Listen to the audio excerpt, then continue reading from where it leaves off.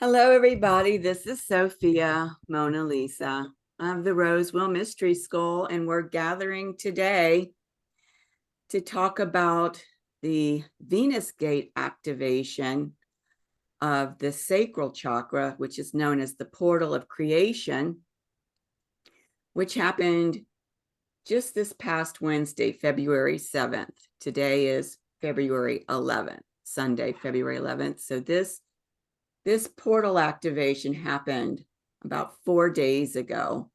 And with the activation of the portal of creation, we also had the activation of the 19th strand of DNA. Now, before I get into everything that I want to share with you regarding the portal activation of the sacral chakra, a lot has transpired for me personally that I need to bring you all up to date on so that we're all moving forward from the same foundation. So I have to go all the way back to last month, January's portal activation, which was at the portal of personal power. And if you saw that replay or if you were involved in the gathering, you know that that Venus gate was conjunct Yeshua. Now, what's interesting is this gate activation happened actually on my birthday.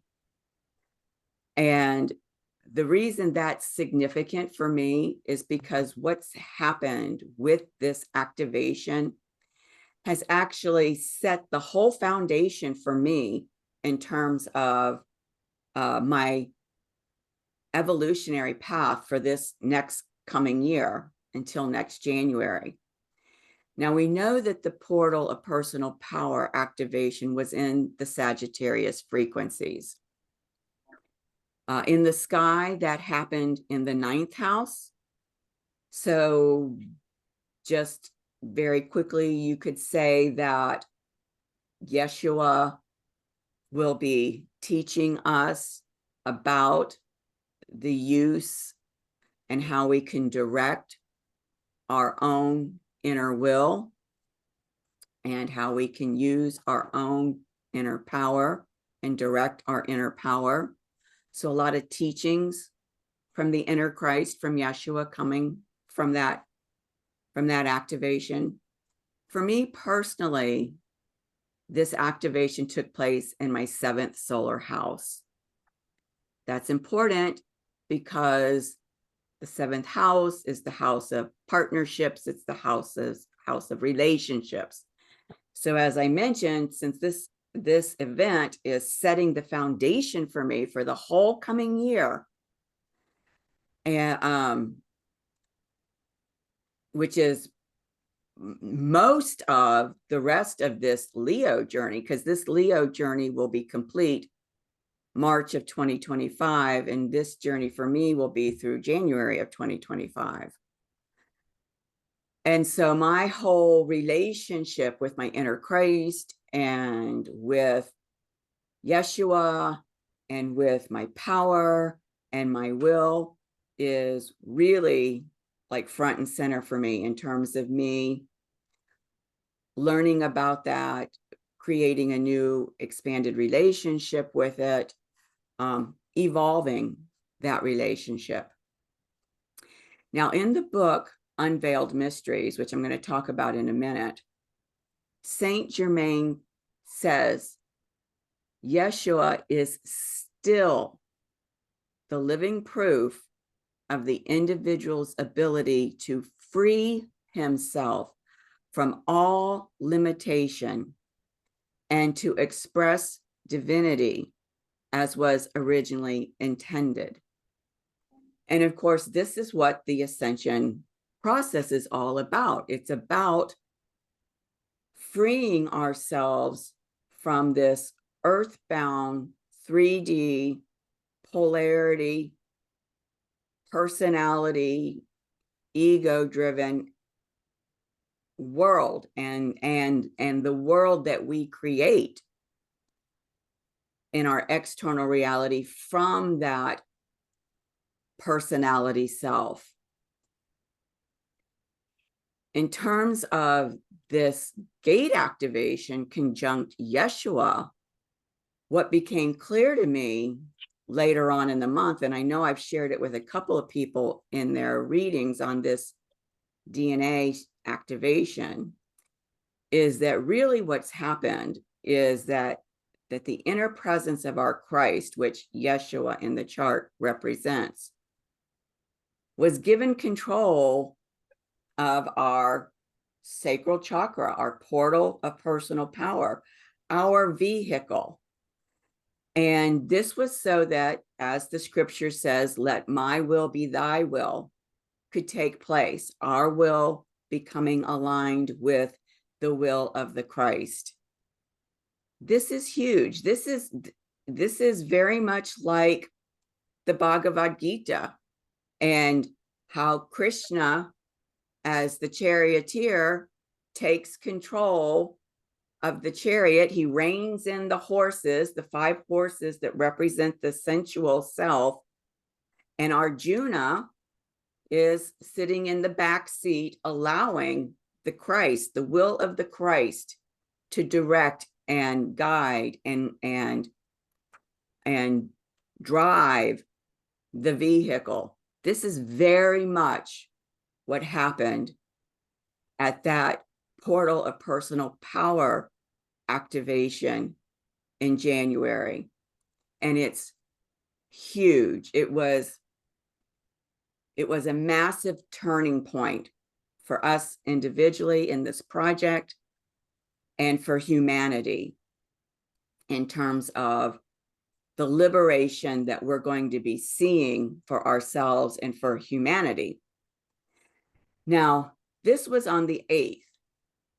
Things radically changed for me on the day of this Sun-Pluto conjunction, which was January 20th. And I did this journal, I think even before that day. Of course, it is posted here on Patreon.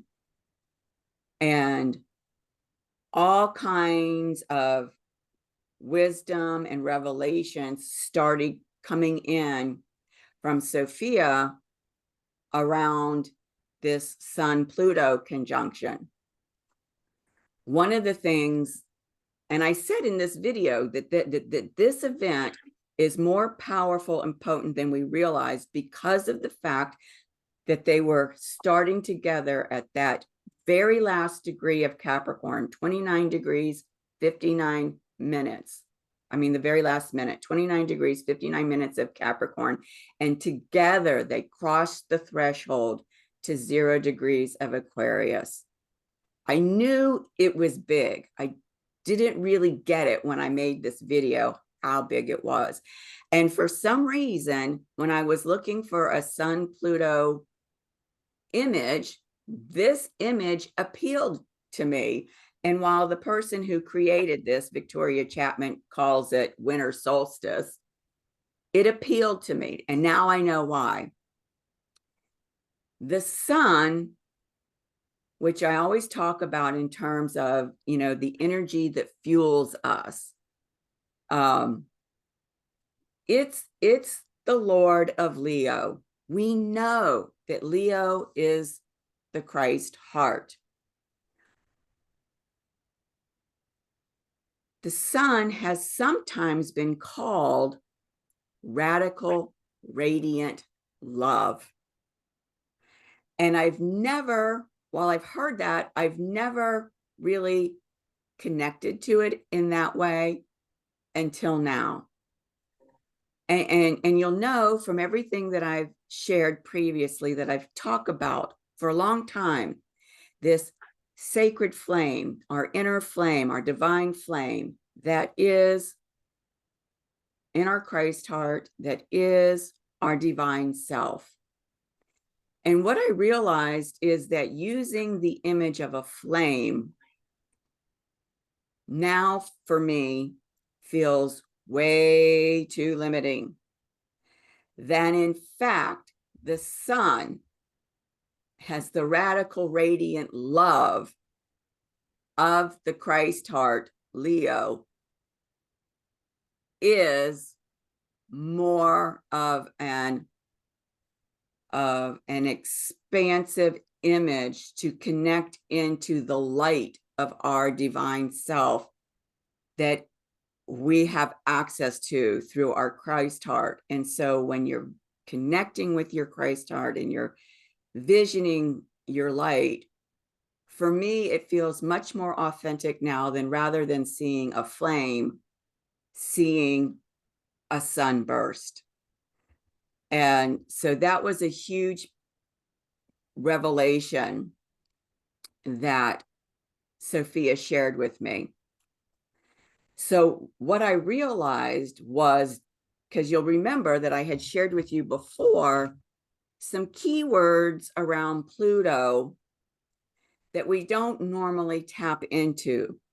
And a few of those keywords are evolution, radical change, and renewal.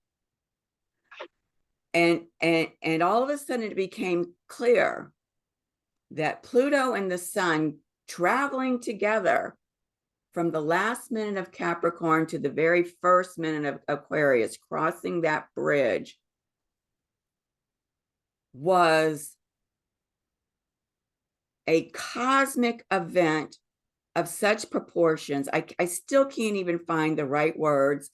All I know, it is an evolutionary impulse that is radically changing who we are as embodiments and renewing this ability to connect with our divine light and our Christ heart. And we're going to be seeing how that unfolds more and more as Pluto continues to go through Aquarius. Pluto and Sun will not again be together in Aquarius this year. But because of their conjunction here, there was like a sacred union that was created between the potencies of their own light that makes them together like 10,000 times the light of the sun in our sky. And so as the sun continues to move forward in Aquarius, his light, his frequency is changed because of that sacred union. And of course, likewise, we know they're informing each other. Pluto, as Pluto continues to move through Aquarius over these next 2 decades, will have been changed. The quality of those frequencies are changed for us now as Pluto moves forward in Aquarius. And so what became clear to me from Sophia, and you'll remember last month when we did our messages from Sophia, the message I got was I was going to receive messages from Saint Germain and other ascended masters. I didn't really know why, but from this Sun-Pluto conjunction, the dam has burst open. All of this has come in, and now I know why. And that is because these Aquarian energies, which I've always talked about in terms of our multidimensional self, the quantum field, the collective consciousness of humanity, the liberation and the freedom of the collective consciousness of humanity, these Aquarian energies are also the realm of the ascended masters. And, you know, I don't want to insult anybody's intelligence because I don't know every step of your spiritual journey throughout your 50, 60, 70 years of life. But for anybody watching this on the replay, if you don't know who the ascended masters are, they are beings who were once embodied on the earth. Notice here that Yeshua is right in the center. He is considered now an ascended master. He was embodied on the earth. And all of these ascended masters that have been on the earth over multiple lifetimes, just like us, they were able to raise their vibratory rate into the higher spheres, into the higher dimensions, you know, what we're now calling 5D plus. I remember as a child, and I was born in the 60s, you know, other than the song by the Fifth Dimension, in the age of Aquarius, nobody really talked about these higher dimensions, and it was way woo-woo. It wasn't something that was looked at as a part of our everyday life in my culture.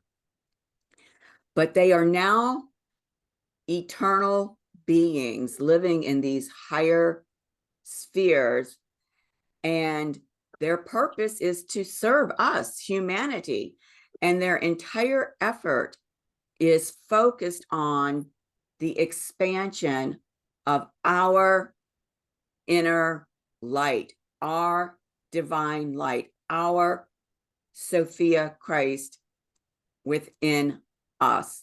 That's what they're focused on. So this was a huge understanding to come in, especially in light of the fact that Sophia showed me that Yeshua here, our inner Christ, has taken the wheel of our portal of personal power. And so, wow, that was huge. So the next thing is,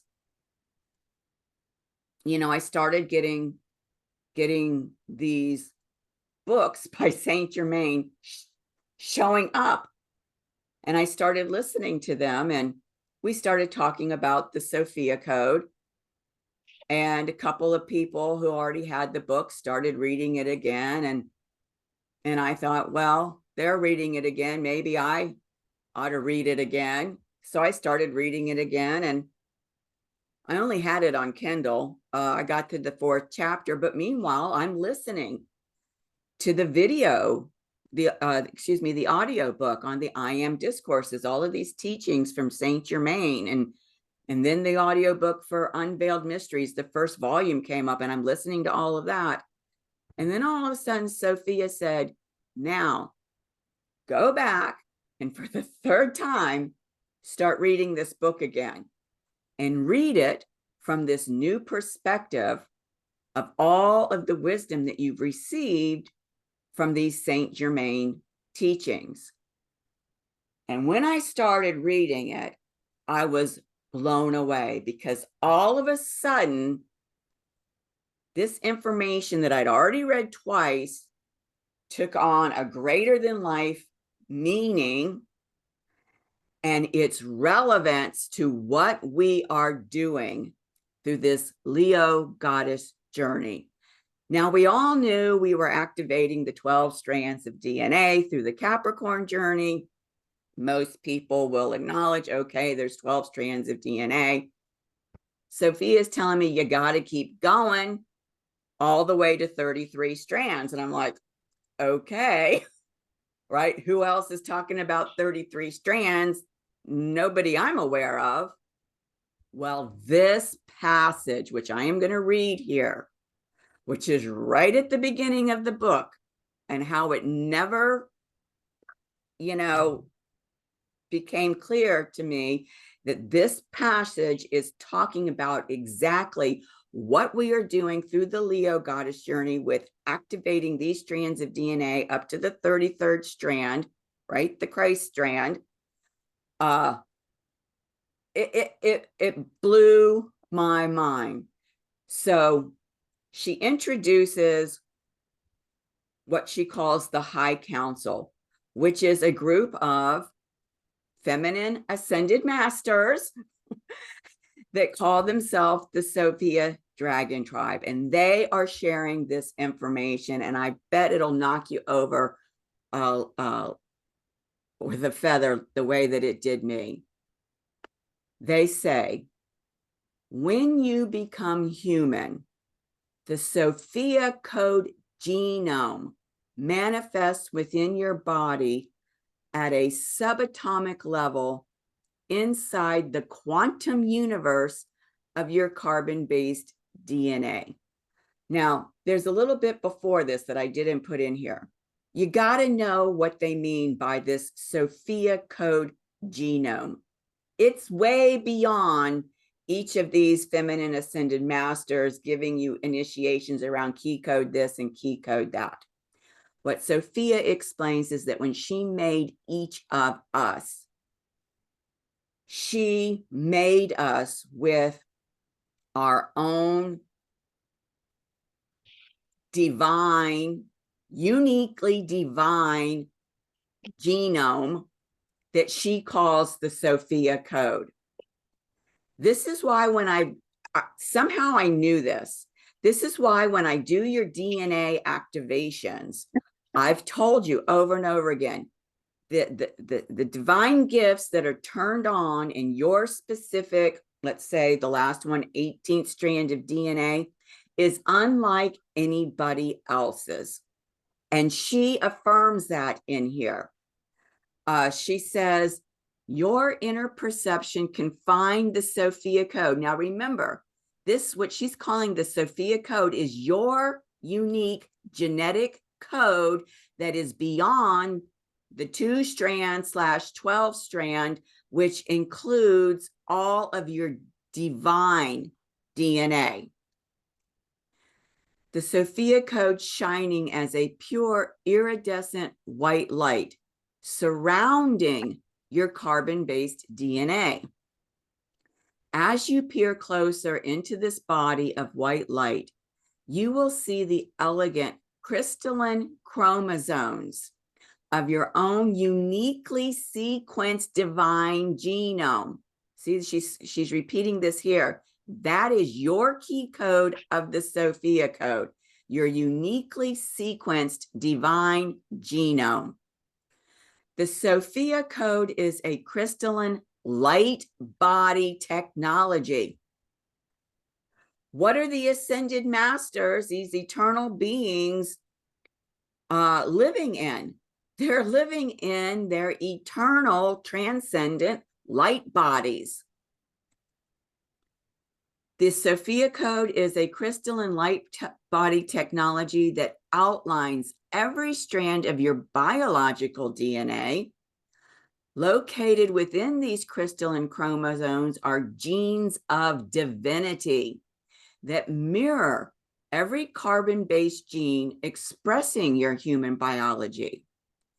This radiant light body technology even surrounds your genes that have inherited ancestral deficiencies and diseases with a blueprint for vibrant health. I've been talking about this divine template. This divine template is our uniquely sequenced divine genome that she calls the Sophia Code. These crystalline chromosomes carry your soul's potential for expressing and embodying your self-realized divinity. That's your ascended self. You carry that within the human form. According to the laws and karmic principles that govern incarnation on your planet, your soul's divine genome may only exist as a latent quantum potential within your body until you consciously command it to activate. This is what we've been doing from the moment we activated the 13th strand, and we've done that through the 18th strand, where today we're going to do the 19th strand. We are consciously activating our own Sophia Code, our own divine genome. Without your conscious activation, the radiance of your own divine genome only exists as a dormant blueprint, unable to override the existing commands that your carbon-based DNA is reproducing. The Sophia Code can be partially or entirely activated within a single lifetime through the power of your higher self, directing your free will choices for spiritual ascension. This is what this Leo goddess of divine royalty journey is about. We are consciously bringing online for us this divine genome, this Sophia Code that has been latent within us. With your conscious activation, this light body technology can replicate and carry the immaculate information stored on your crystalline chromosomes to your carbon-based DNA and cognitive awareness through higher self RNA messengers. As you embody these increasing downloads of your higher self consciousness, this is why these DNA strand readings have been so important for each of you. And I can't even tell you how honored I am that each of you have stepped into your own personal commitment for getting these DNA activation readings, because this is how you're getting the downloads from your higher self about this divine genome that's coming online. Your human awareness becomes flooded with the light and the omniscient awareness of your oversoul. You'll remember I did a whole video journal on the awakening oversoul. Your oversoul is your own Sophia Christ self. Your Sophia Christ self, in the language of Saint Germain, is your mighty I am presence. Your oversoul is your own Sophia Christ self, made in the image and likeness of Sophia, blessed and endowed with all the same immaculate qualities of her consciousness, with an infinite ability to create in the worlds of form.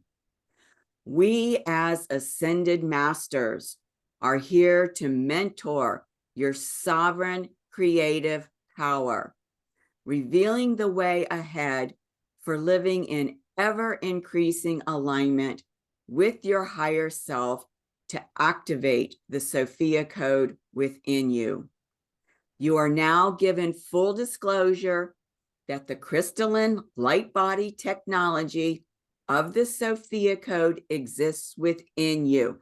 And you may remember I was talking sometime last year, maybe even a year ago, about the New Jerusalem.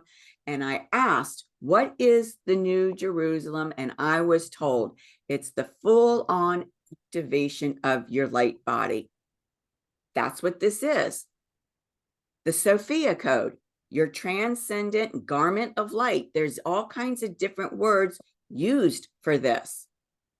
That is what the New Jerusalem is. That is what these ascended masters living in these higher spheres have created and are working with us to create as well. As overlighting mentors, we stand ready, continually by your side, to assist you in activating and revealing the Sophia Christ light already shining in your DNA. In this lifetime, you will remember who you really are by consciously activating your divine genome through the power of your sovereign free will. So I'm going to stop the share there, because that is a lot to take in. And I don't know how many of you that's been reading the Sophia Code caught that the first or second time around. I didn't catch it till the third time around, until after I had been listening to the I Am discourses. But can you believe how incredibly blessed we are that Sophia has been guiding us with, I didn't have all the minutia details around it, but everything that we've been guided to do and everything that we have been doing is right on. And so, please feel free to unmute yourselves and share your reaction to this paradigm shift, any ahas, any wisdom that you're receiving around this, because to me, we knew that the Galactic New Earth Project was important because she asked us to do it. But to me, this just catapults what we are doing for ourselves and for humanity, for the planet, to a whole new level that I could have never personally fathomed before.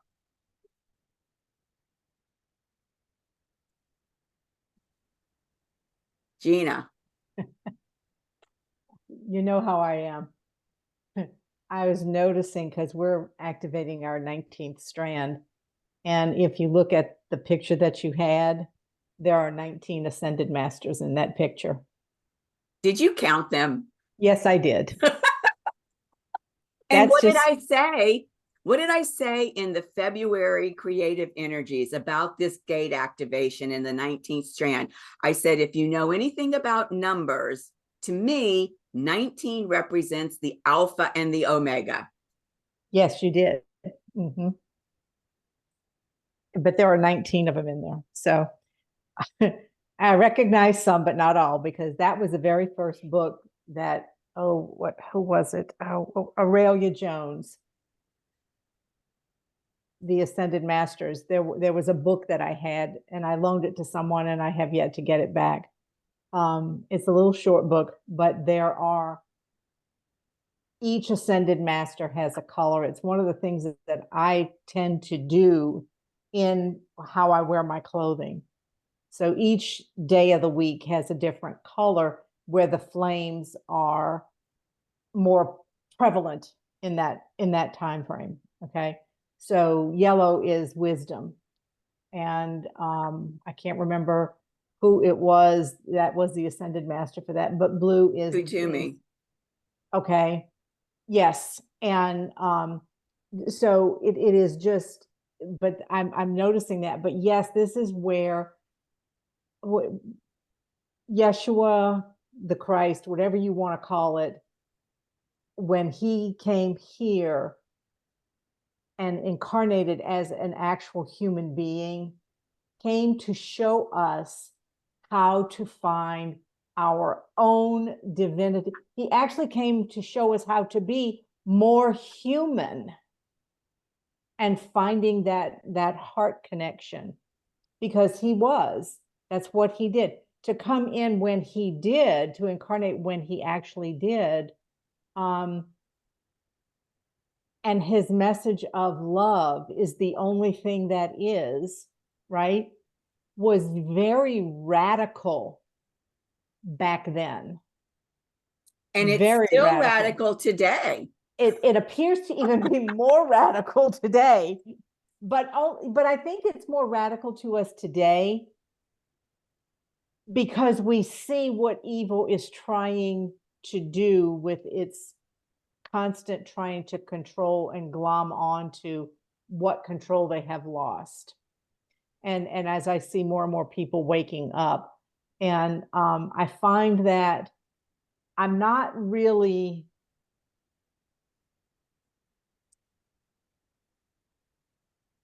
being triggered by what I watch, but I want to know what's going on. I want to see,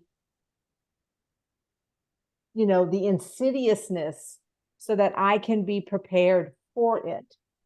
And I hate to say that word, be prepared for it, but if you kind of know the game plan a little bit, you know how to counteract it. And that's what we're here to do, is to counteract. And so we're here, which is very difficult for us, is to be that supportive person for those people who are waking up. And it is just, yes, love is the only thing there is. But don't we all get into denial when we first find out something that we thought was true wasn't? I think it's just like a cancer patient. The first thing they do is denial, right? And eventually they get to acceptance.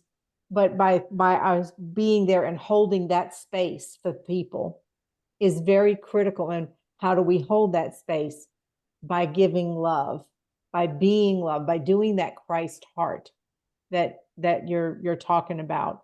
And that's connected to the willpower as well. You were showing that your little picture showed, the sun in the heart and in the solar plexus. That's what it looked like to me anyway, the two suns, right? That's And how to me, I saw it too. Yeah. okay, to me, this is a birthing of their own evolving powers. And that's how I see that. That to me, that's what came to me when you showed that one picture. But yeah, there were 19 ascended. Yes, I counted it, Sophia. But it's a crucial moment.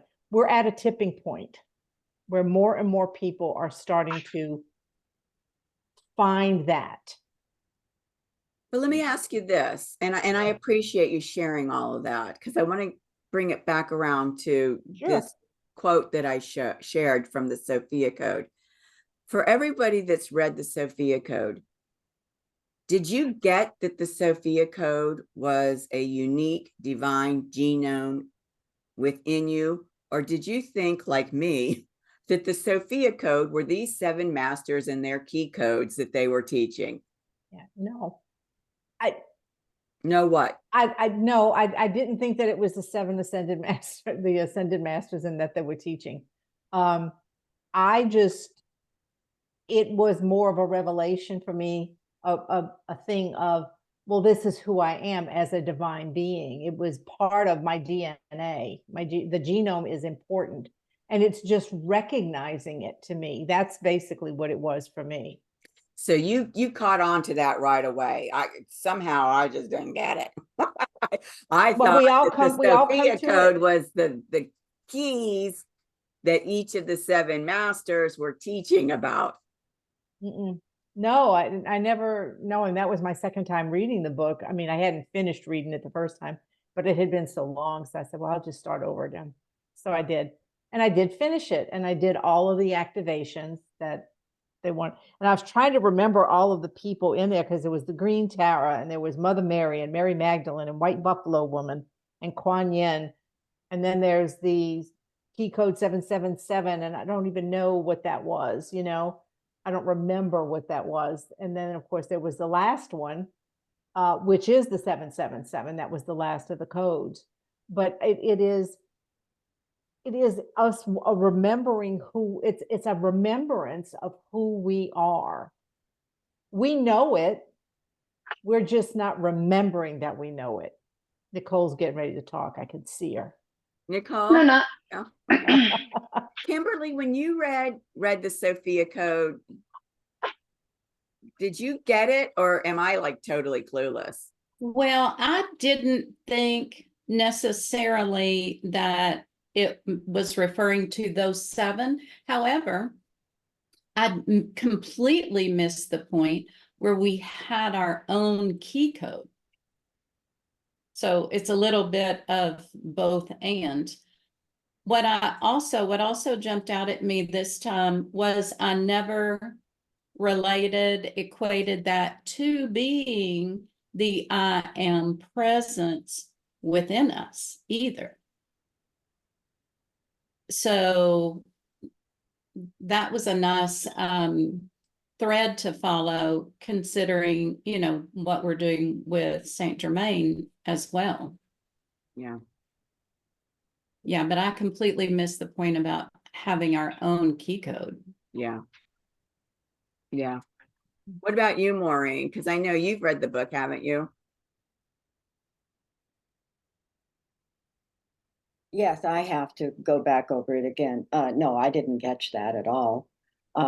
When I read Ascended Master, that's what I think it is. You know, that's the key. It's just, it's just that I'm learning that there are levels, codes in everything that we are studying presently. And those levels tend to meet us where we are. And then we go from there. Now, like the Sophia Code, if you have the physical book, I don't know about electronics, but I do know that the physical books carry lineage. They carry lineage. And that lineage goes back so far to the first cave drawing when man and woman tried to express themselves from nature on those walls.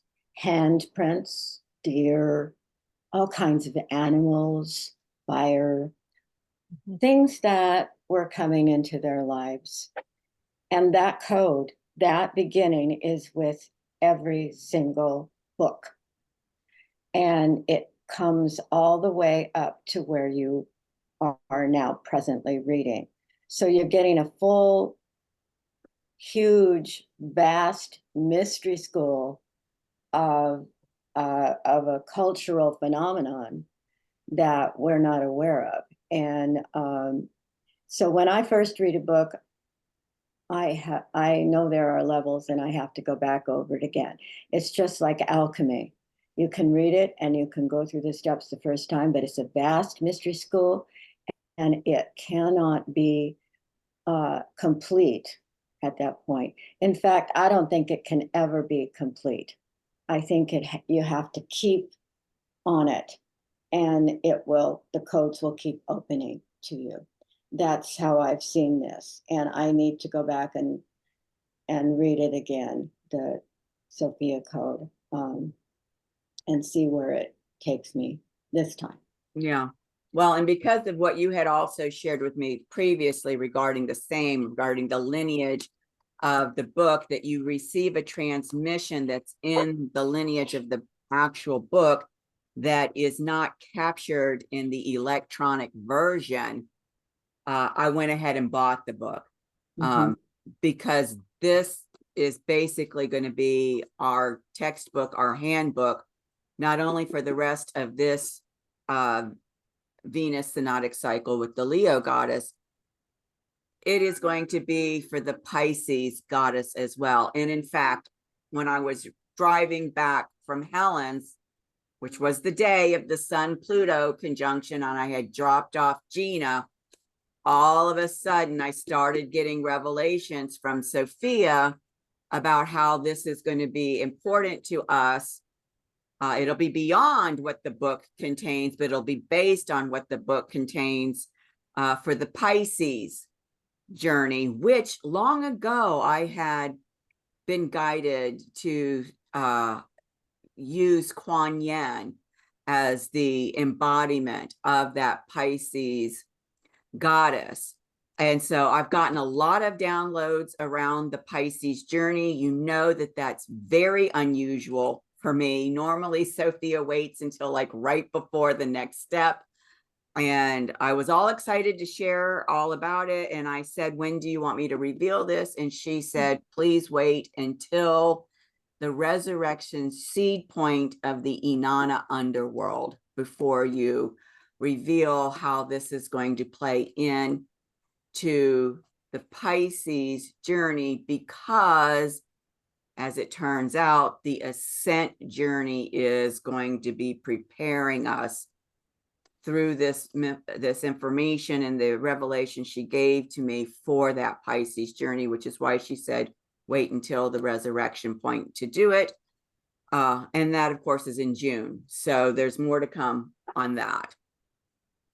Does anybody else have anything more that they'd like to say about my huge revelation around what the Sophia Code really is a divine genome, and why it is that Sophia has us bringing these 13 to 33 strands of DNA online, which are really the strands of the Sophia Code. I mean, anything anybody else has to say? Okay, let me go back to the slides then. All right. Now, as I mentioned, first thing that Saint Germain did is he sent me the audio book for the I Am discourses. And then he sent me the audiobook for the Unveiled Mysteries. I have uploaded both of these audiobooks to Patreon on our tier, and I created a Saint Germain collection so you can find them easily. I could not find an audiobook for the Magic Presence, which is volume 2, which I am reading now. What I did, I mean, follow your own guidance always. What I did is I listened to the audiobooks on these first, and now I'm going to read them. It just felt more supportive for me in terms of being able to receive and integrate the information, because I'm not going to sugarcoat it. It's intense. It's intense, but it's exciting. It's thrilling. It's like, oh, wow.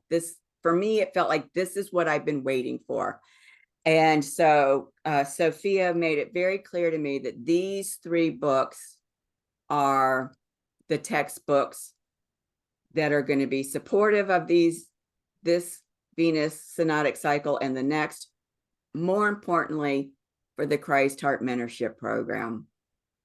So just to stop the share again, because of Maureen's wisdom around books, as a book vendor, I got Unveiled Mysteries, the Magic Presence, and the I Am discourses. And like I said, it's intense. I was doing 1, maybe 2 discourses a day, and then listening to a chapter on Unveiled Mysteries. It was intense. It was like being at a spiritual retreat for the week because of the focus on this material that I was guided to give it last week. So for those of you in the Christ Heart Mentorship Program, we'll be going more and more into this material with our readings. And I find it fascinating that all of this was given to us before the 3rd eclipse, which is going to be next month, March. So I thought that was pretty synchronistic. Okay, now we know that Pluto has this iconography of the phoenix rising from the ashes. And this goes back to that Pluto-Sun conjunction, moving from 2959 Cap to 00 Aquarius. And this is what Saint Germain says about the phoenix in Unveiled Mysteries, that gives us an even deeper access to these Plutonian energies. The phoenix symbolizes the immortality of the soul and the perfected divine being. Each individual becomes as he rises through the fire of suffering from the ashes of their human creation. And this is what's really happening with this Sun-Pluto movement together from Capricorn to Aquarius. We are being bridged up, out of, and away from the human creation. In fact, I've often said Capricorn is the highest frequency of the earth frequencies. And so, you know, Pluto's going to go back into Capricorn for a couple of months, somewhere between September and November. And then that's it. That's the last time for another 225 years that Pluto will be in Capricorn. And of course, it'll be over that last degree of mastery. So anything that we need to master within ourselves to be able to take our sovereignty as embodied human beings and shift our focus away from the external human creation to the internal divine creation, and allow the divine to manifest through us so that our whole external reality gets changed and is no longer tainted by the little will driving things, but is now the pure manifestation of the big will, the divine will driving things through us. It's going to be incredible, just incredible. Now, this is going to blow your mind, and it speaks to something that Gina had touched on when she was talking about the Sophia Code. Again, in Unveiled Mysteries, Saint Germain states, the divine plan for the future of North America is to come in the service of the land itself, in the greatest peace, beauty, success, prosperity, spiritual illumination, and dominion. America is to carry the Christ light and be the guard for the rest of the earth, because America is to be the heart center of the golden age.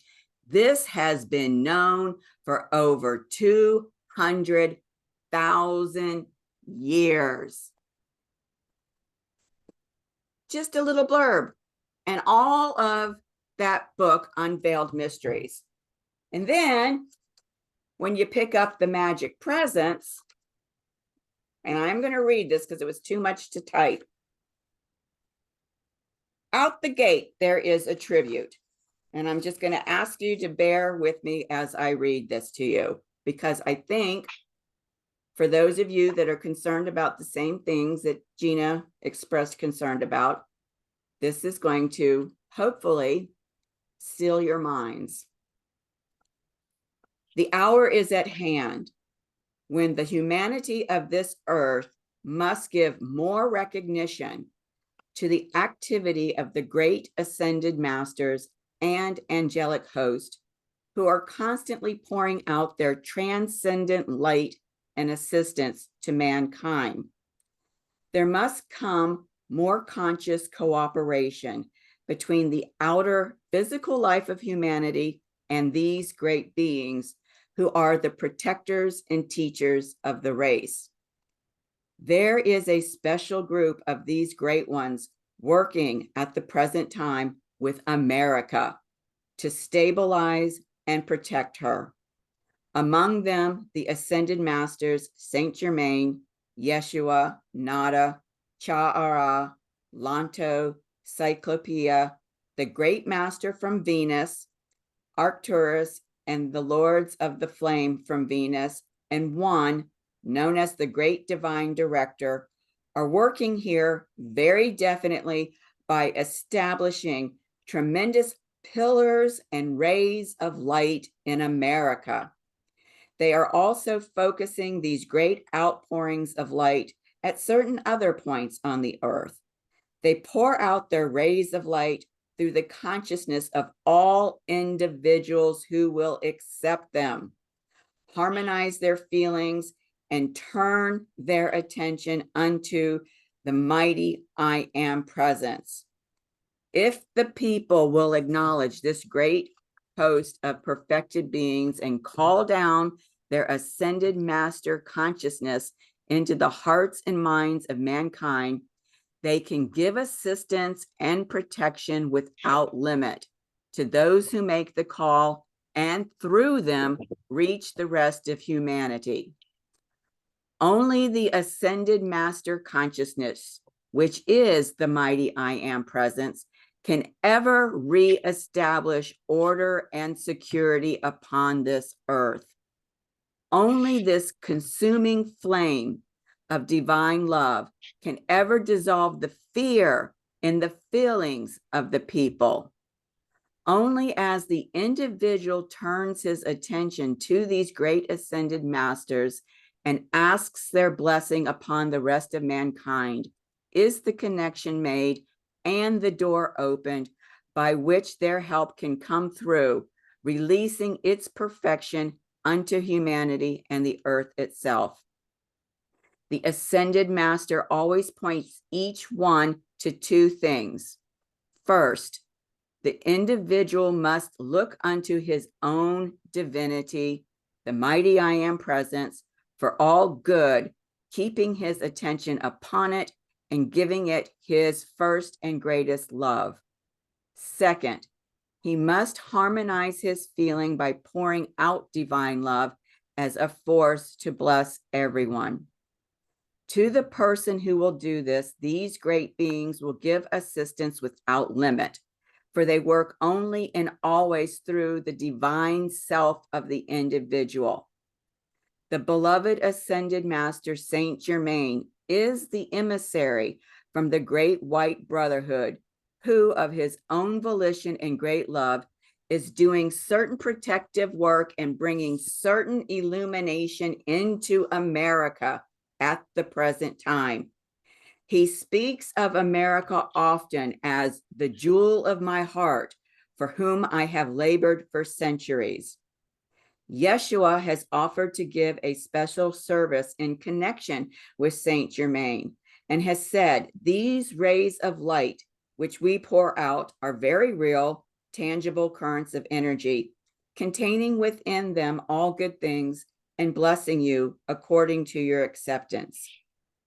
As in the days of old and in all golden ages, these great perfected beings who have attained the victory through human embodiment will walk and talk face to face with mankind upon earth. They will explain the original divine way of life once again, that human concepts may be cleared and eternal truth be revealed. This book carries the definite radiation of the ascended masters who are working for America at this time, and is charged with Saint Germain's ascended master consciousness of freedom and victory in the light. Human fears and limitations shall be cut away. The earth shall be set in divine order once again and filled full to overflowing with the light of God that never fails. So I just want to stop here and give anybody that has anything that they'd like to share around this wisdom of what a pivotal role our nation is playing in terms of bringing the Christ light energy onto the planet, and all of the support that we have in these higher spheres from these Christed beings. Is there anything anybody would like to speak to around that?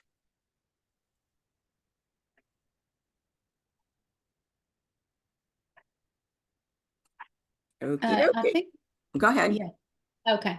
Was it, I know, and I'm paraphrasing, but the Dalai Lama had said the world will be saved by the Western woman. I'm pretty sure it was. I don't know, but Yeah. you may be right. But what that tells me is that there is a lot more support around that happening than just, just words. Yes.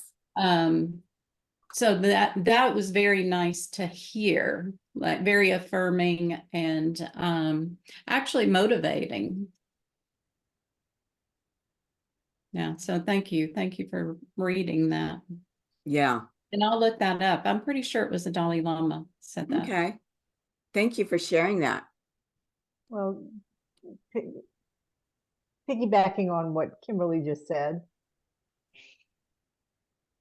this is the whole thing. This is the, I don't know how to say this other than this, just be blunt about it.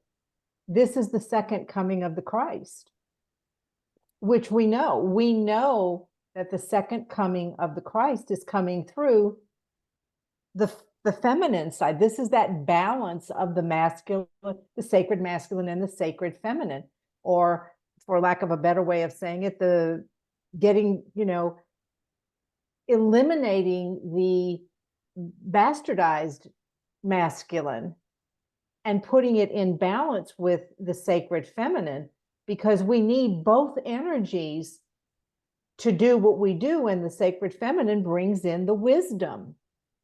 The sacred masculine is about the will.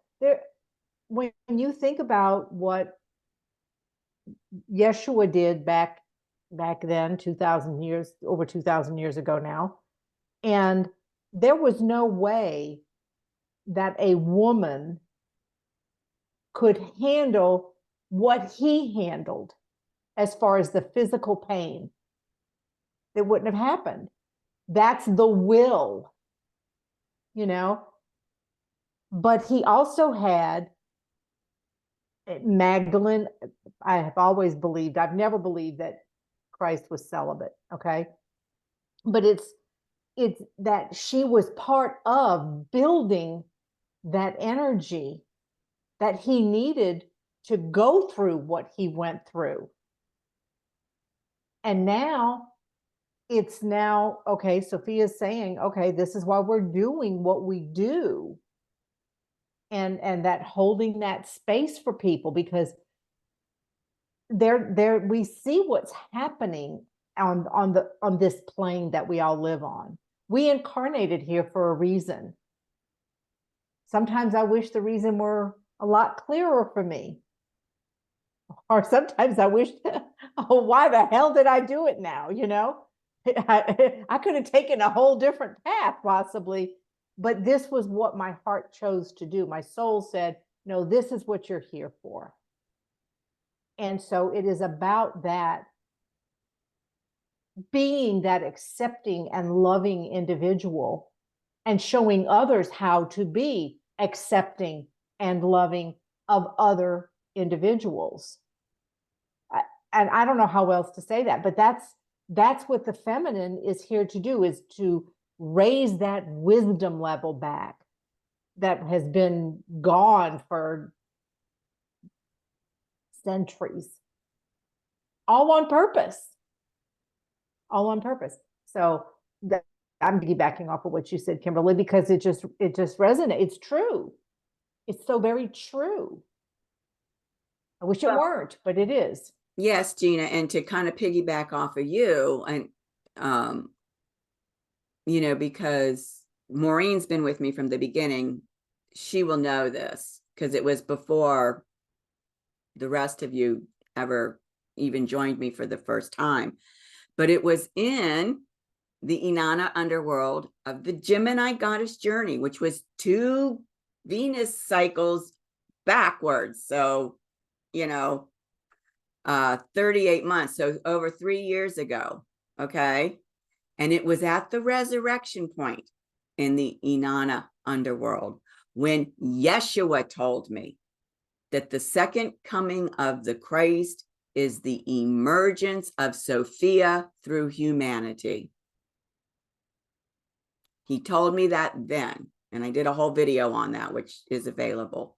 So I just want to remind people, because that was 3+ years ago. And it's still as true now as it was then. Anyhow, I was very delighted to hear about the destiny of the USA, because I will tell you, quite frankly, as a child, I did not feel at home in this country. And I could never figure out why it was that I was born in this country. And now that I understand what the destiny of America is, now I've been able to make peace with why I'm here, even though it never felt like home to me. This piece is also important. This is a quote of Saint Germain from Discourse 8, and it ties in with what I read from the Magic Presence about where we put our attention, where we put our focus. And Saint Germain says, when the student once understands that whatsoever he connects himself with through his attention, he becomes a part of, to the degree of the intensity with which his attention is fixed, he will see the importance of keeping his attention off the seeming destructive angles of human experience, no matter what they are. Because there are Black magicians in the world, certain of God's children who are misdirecting and contaminating the pure electronic energy of the I Am presence, is no reason why we should let our attention rest upon that fact just because we are aware of it. Our business is to hold the attention free, to rest within our own self-control, compelling it by the conscious action to rest on whatsoever we choose. And so essentially through this discourse and what I read from the Magic Presence, what they are telling us is being aware of the plan and what's coming down the pike in terms of what all of those MAGA truther, yada, yada, yada people are putting out there is giving our power away. We are not helping ourselves. We are not helping anyone. We have to keep our awareness on our inner divinity, because it is our inner divinity that will protect us and that will guide us. And by keeping our attention on our inner divinity, that divine love flows and can do the work. The light of divine love is infinite intelligence. It knows exactly where to go. It knows exactly what to do. And even when I was in India, sitting at the feet of Sai Baba, he said to me, the moment you take your awareness off of me, the power is gone. The influence, the help, it's all gone. You've got to keep your attention on your Christ heart. And when I was doing my Breath of Love work that was downloaded by Julia Mick, it was several years that I worked with her. She would tell us this same thing. And she would say to us, you've got to learn how to keep 90% of your awareness, your attention here in your heart center, and only 10% of your attention on your external world. And it goes back to this same teaching. By keeping our attention here, we're allowing the love to flow, which is the divine wisdom and the divine will that knows the plan and has the intelligence to execute it through us. We got to keep 10% on the external world, because you don't want to run into the car in the next lane and you don't want to trip down the stairs.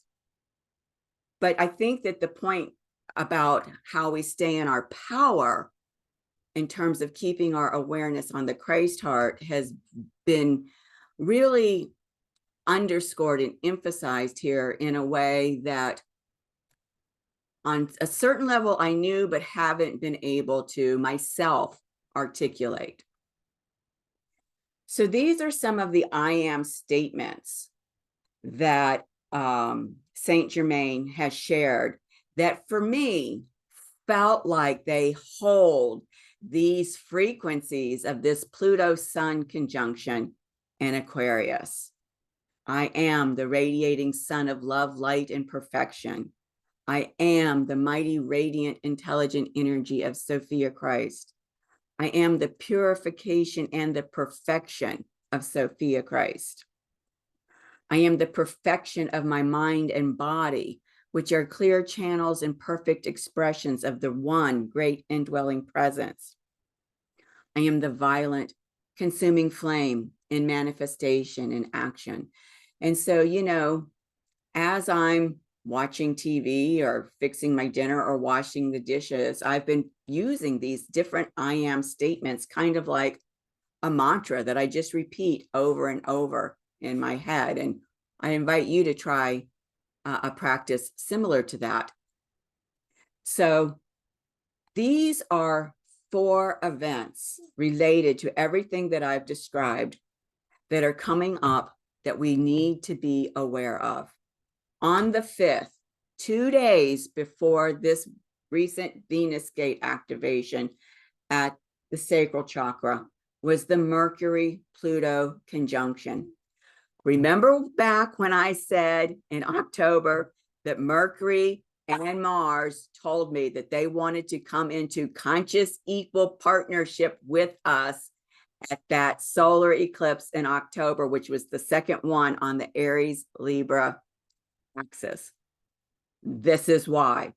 I didn't know back then why, but this is why. And so Mercury, as I said, who is now the cosmic messenger for us between our divine self and us, is conjuncting Pluto, which he did on the 5th.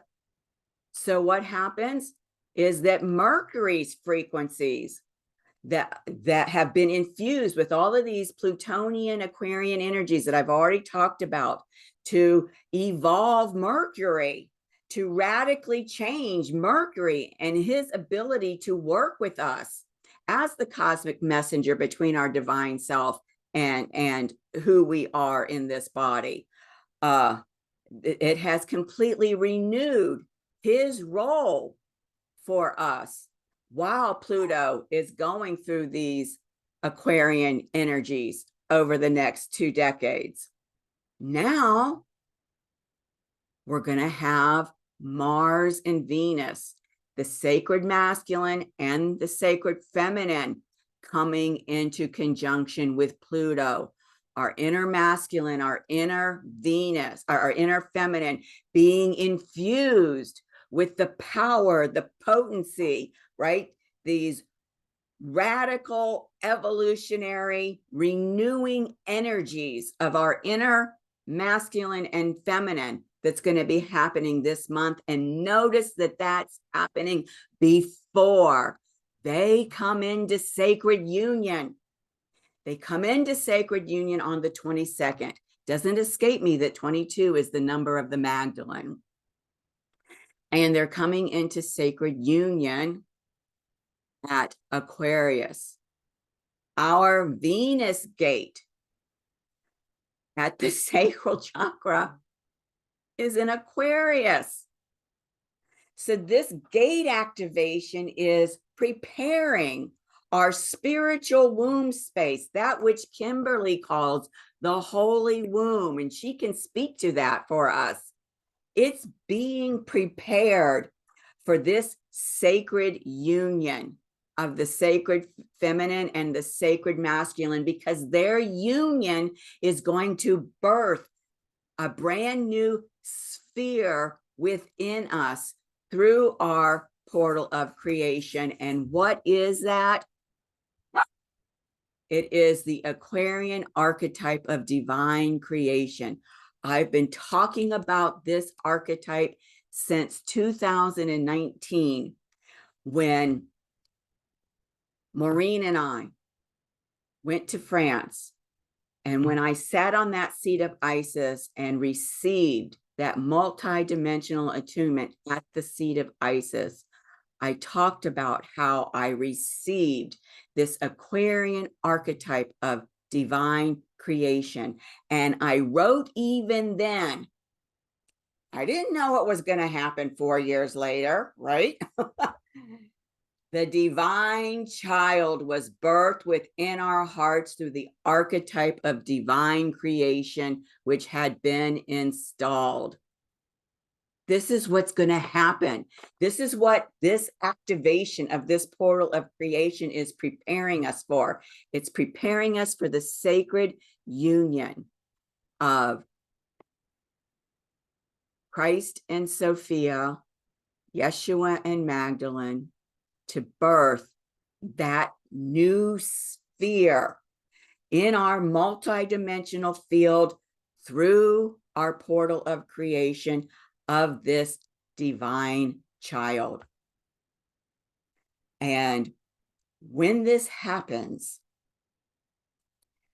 hold on to your seats, because the ascended masters are now going to start engaging with you big time. Does anybody have anything to share? Any ahas around any of that last bit before we go into this month's gate activation? And that pretty much catches you up to what I've been going through for the past month. But I had to take this time and share it with you so that you know what I'm talking about. We have to all be on the same playing field. Nicole, I'd love to hear from you in terms of what it is that you are seeing as I've been having this discussion.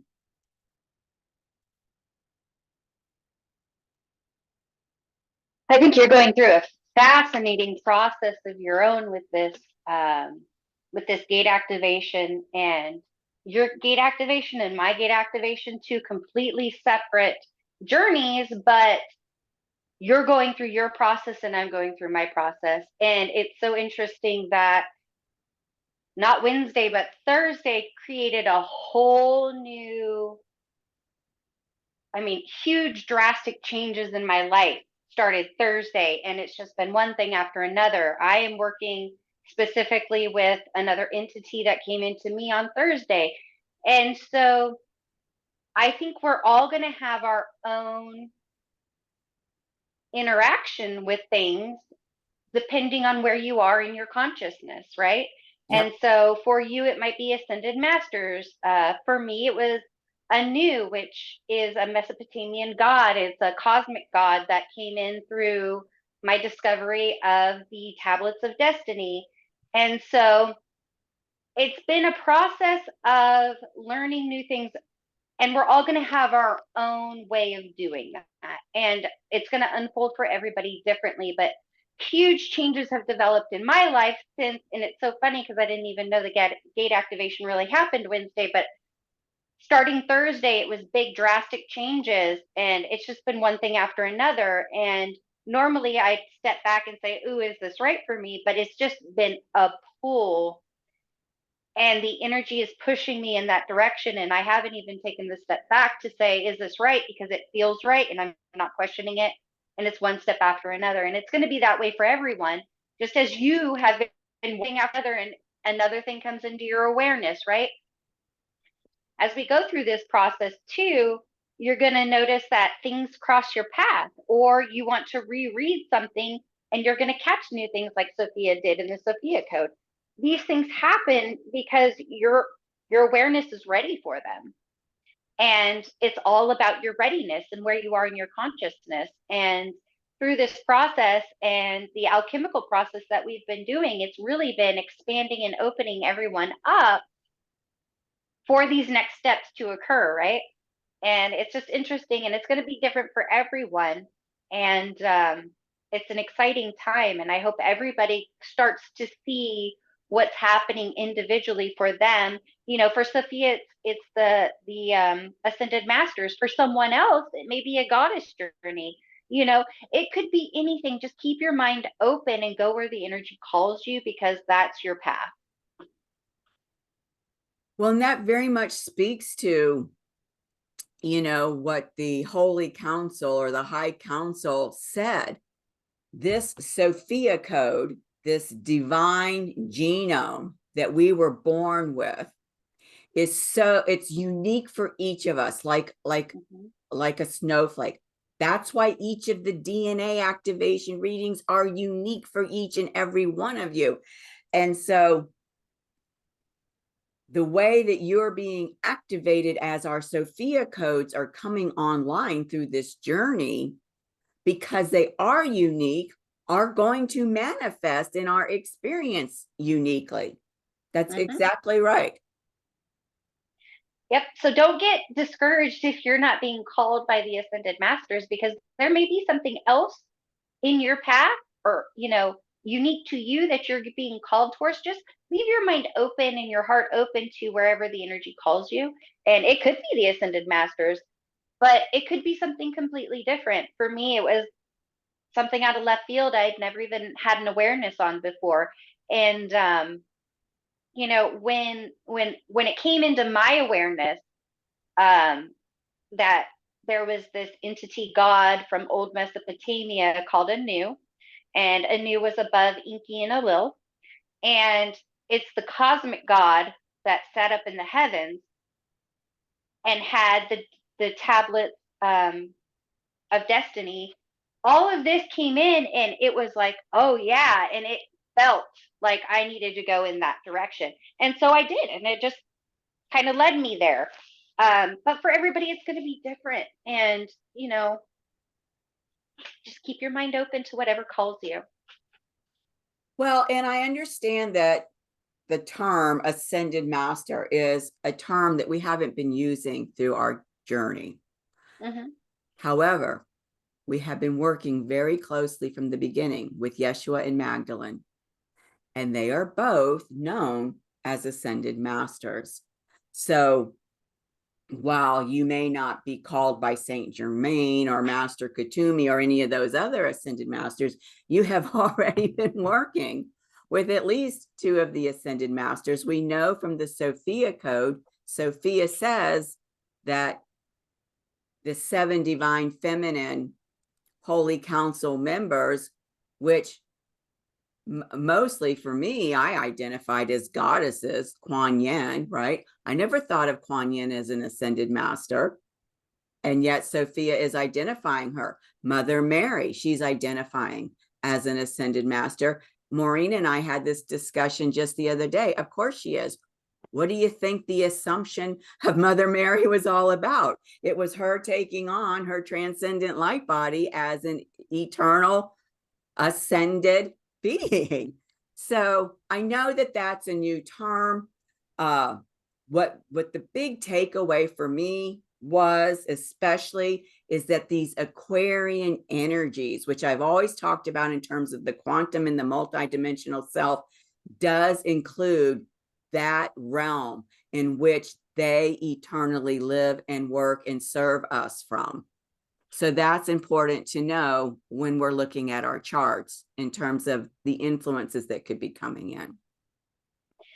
And back in Jesus's time, it was very radical for Mary to be an ascended master, and that's why she got so much flack from, I think it was Peter, saying that she wasn't allowed to be there with them in the council.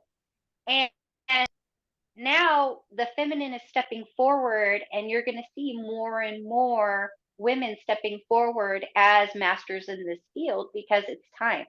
And it's always been there, but we haven't always had the partnership with the sacred masculine to help us in our journey to move forward.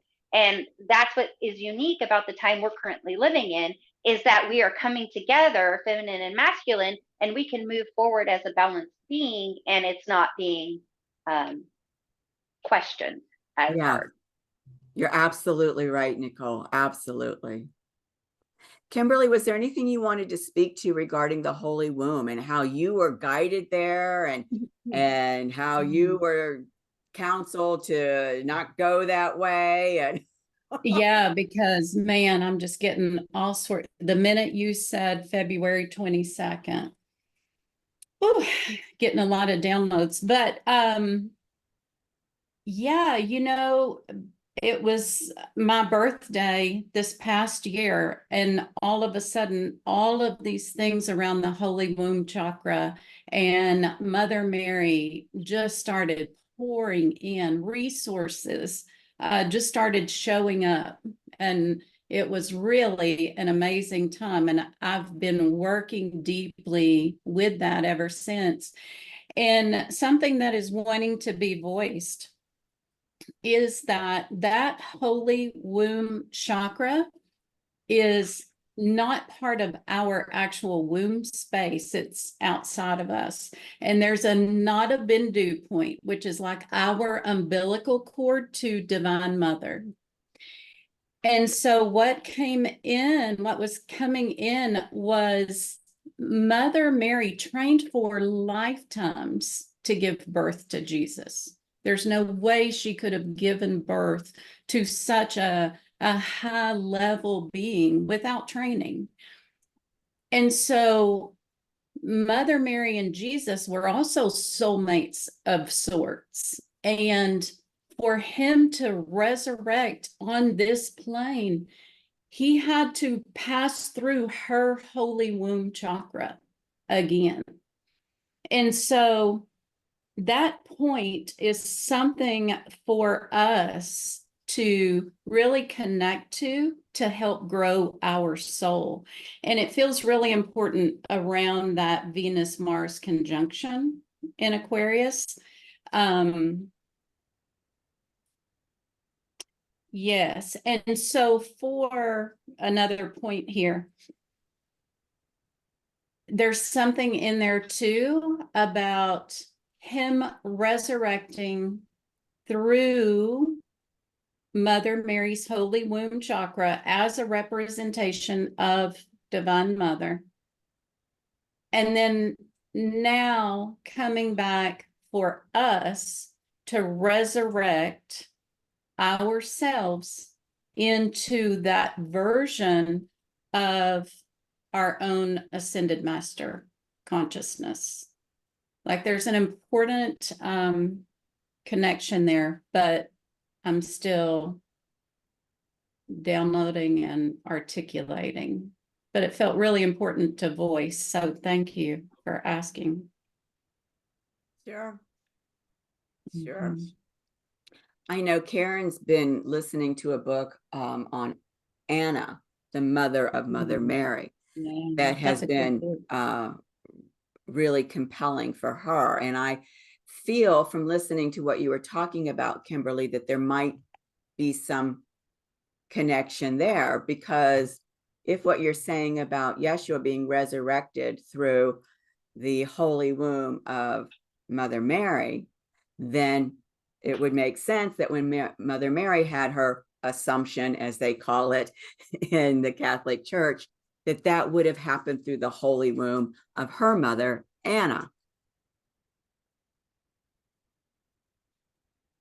And I don't know if Karen wants to speak to that, but that is true.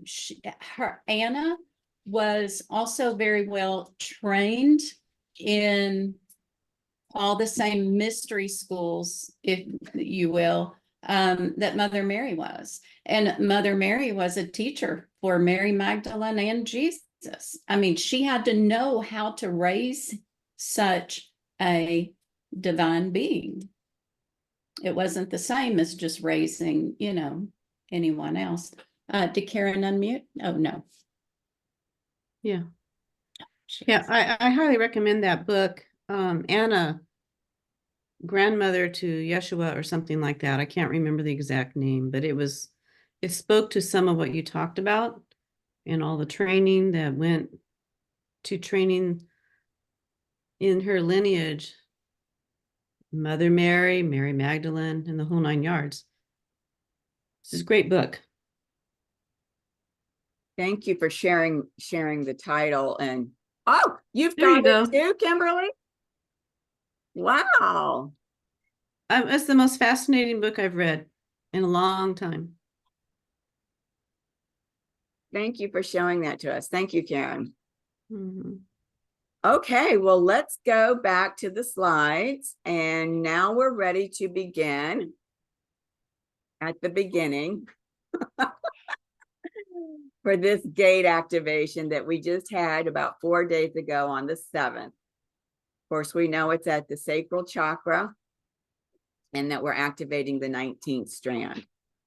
At this chakra, we have access to the daughter aspect of Sophia, And of course, we know through all our work with the Magdalene that not only does she represent our inner Sophia, she also represents the daughter aspect of Sophia.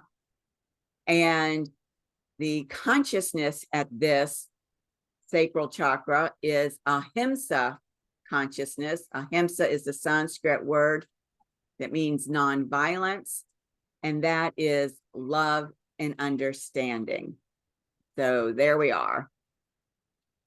This, let me just remind you, you know, back when I told you that Yeshua said to me that the second coming of Christ is the emergence of Sophia through humanity, it was at the same time when he told me and Maureen that the Inanna myth was no longer relevant as a template for the Venus synodic cycle.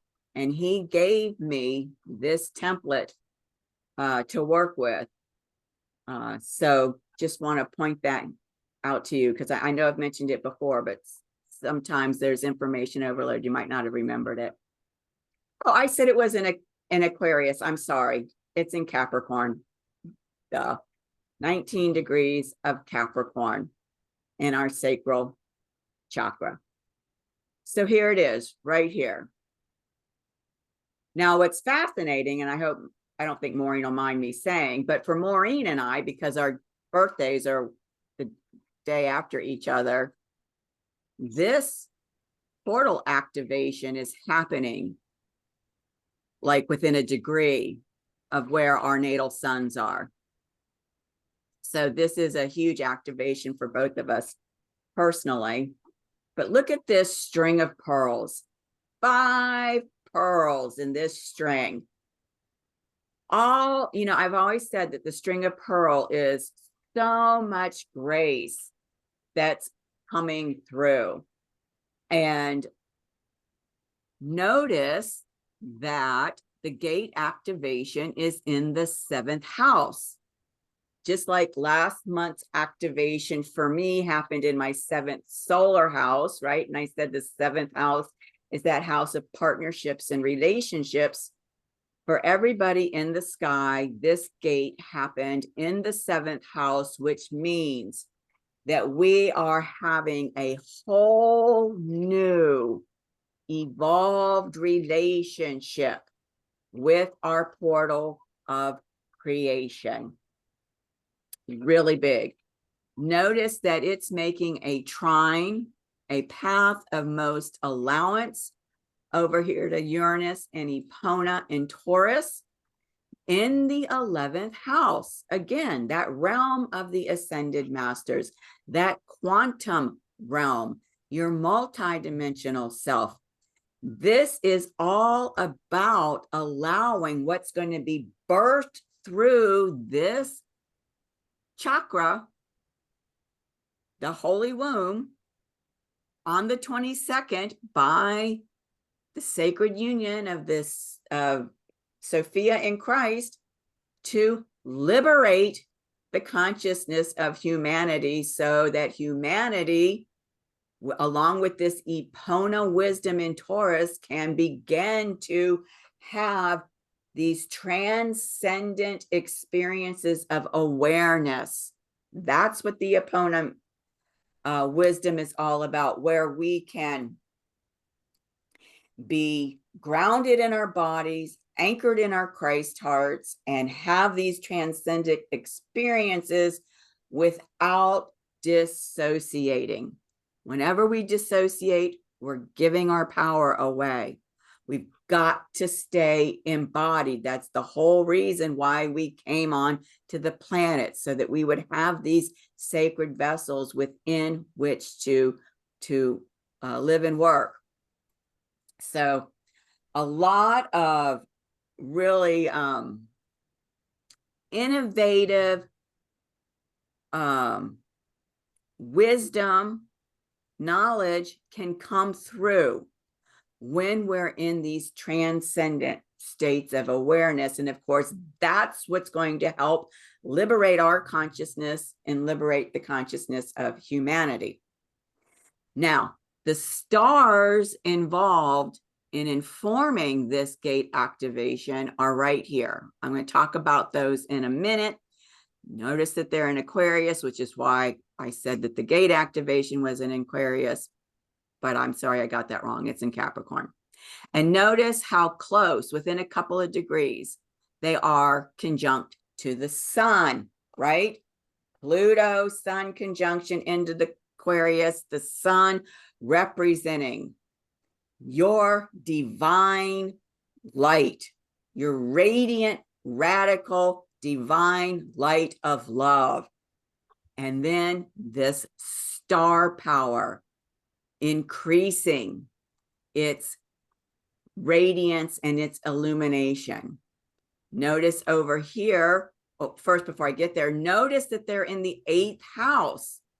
The 8th house that empowers you, that is your superpower. What are the superpowers? They're the superpowers of the superhumans, which are the ascended beings. I've been using this language, and I'm only now learning how this other language ties in to the language that I have been using. Notice here we've got the Magdalene with Neptune, that pipeline to the one. So the one coming in through us, through our inner Sophia, to teach us the spiritual teachings that we need to understand as a part of this new relationship that we're going to have to our sacral chakra, the holy womb. Look here. This is what the work is about. The cosmic shaman's medicine in Aries. Self-love. Not self with a little s, self-love with a capital S. That self-love is the divine love. And the medicine of the 10th house is how it is that you take responsibility for what you're contributing to the world. And so what's the beauty of this is, as long as we keep our attention on our divine light, then that light has the full responsibility, because it is what's creating and contributing to the world through us. The moment we take our attention off of our divine light, now our personality, our egoic self, has taken over the responsibility for what we're contributing to the world. So this is huge medicine that's coming in. It's conjunct within half a degree about the North Node. It is time in humanity's evolution to start working with being on the planet in these ways, aligned with your divine light, aligned with the source of all life. So this is a huge activation happening through our solar plexus. And let me just point out, 2 days later was the new moon in Aquarius. And notice the sun here is at 18 degrees. 2 days later, of course, it's moved on to that 21-degree point, because we know that the new moon is when the moon and the sun are conjunct. But notice how very close it is to this stellium of starlight. And so this starlight, and I'm going to talk about these stars, their frequencies are the frequencies that this new moon seeded this new consciousness about. What I've always said about new moons, they seed new fields of consciousness. Full moons, right, illuminate fields of consciousness. The field of consciousness that was seeded within you 2 days after this gate activation includes the light frequencies of these stars, making them even more significant for this gate activation, the portal of creation, and the DNA activation. Is there anything that anybody would like to share around that piece that's coming to them? Okie doke. Now, I just stuck this in here for your own purposes because you'll have the slides. Here's the slide about that Epona and Taurus wisdom. So this is the constellation that the two stars that are informing us are located in. The Dolphin, also known as Delphinus. In fact, it is the name Delphinus that the Oracle of Delphi received its name from. Now, it is a very small constellation and it doesn't have very bright stars in it. However, the Dolphin was believed by the ancient astrologers to have a very powerful influence over mankind. What's fascinating to me is that while the ancient astrologers knew that it had a very powerful influence over mankind, there has been absolutely little to nothing written about these two stars that are informing this event. Even my Starlight Elixir book had nothing on these two stars. I was guided to find a little something to help us, but I found that fascinating.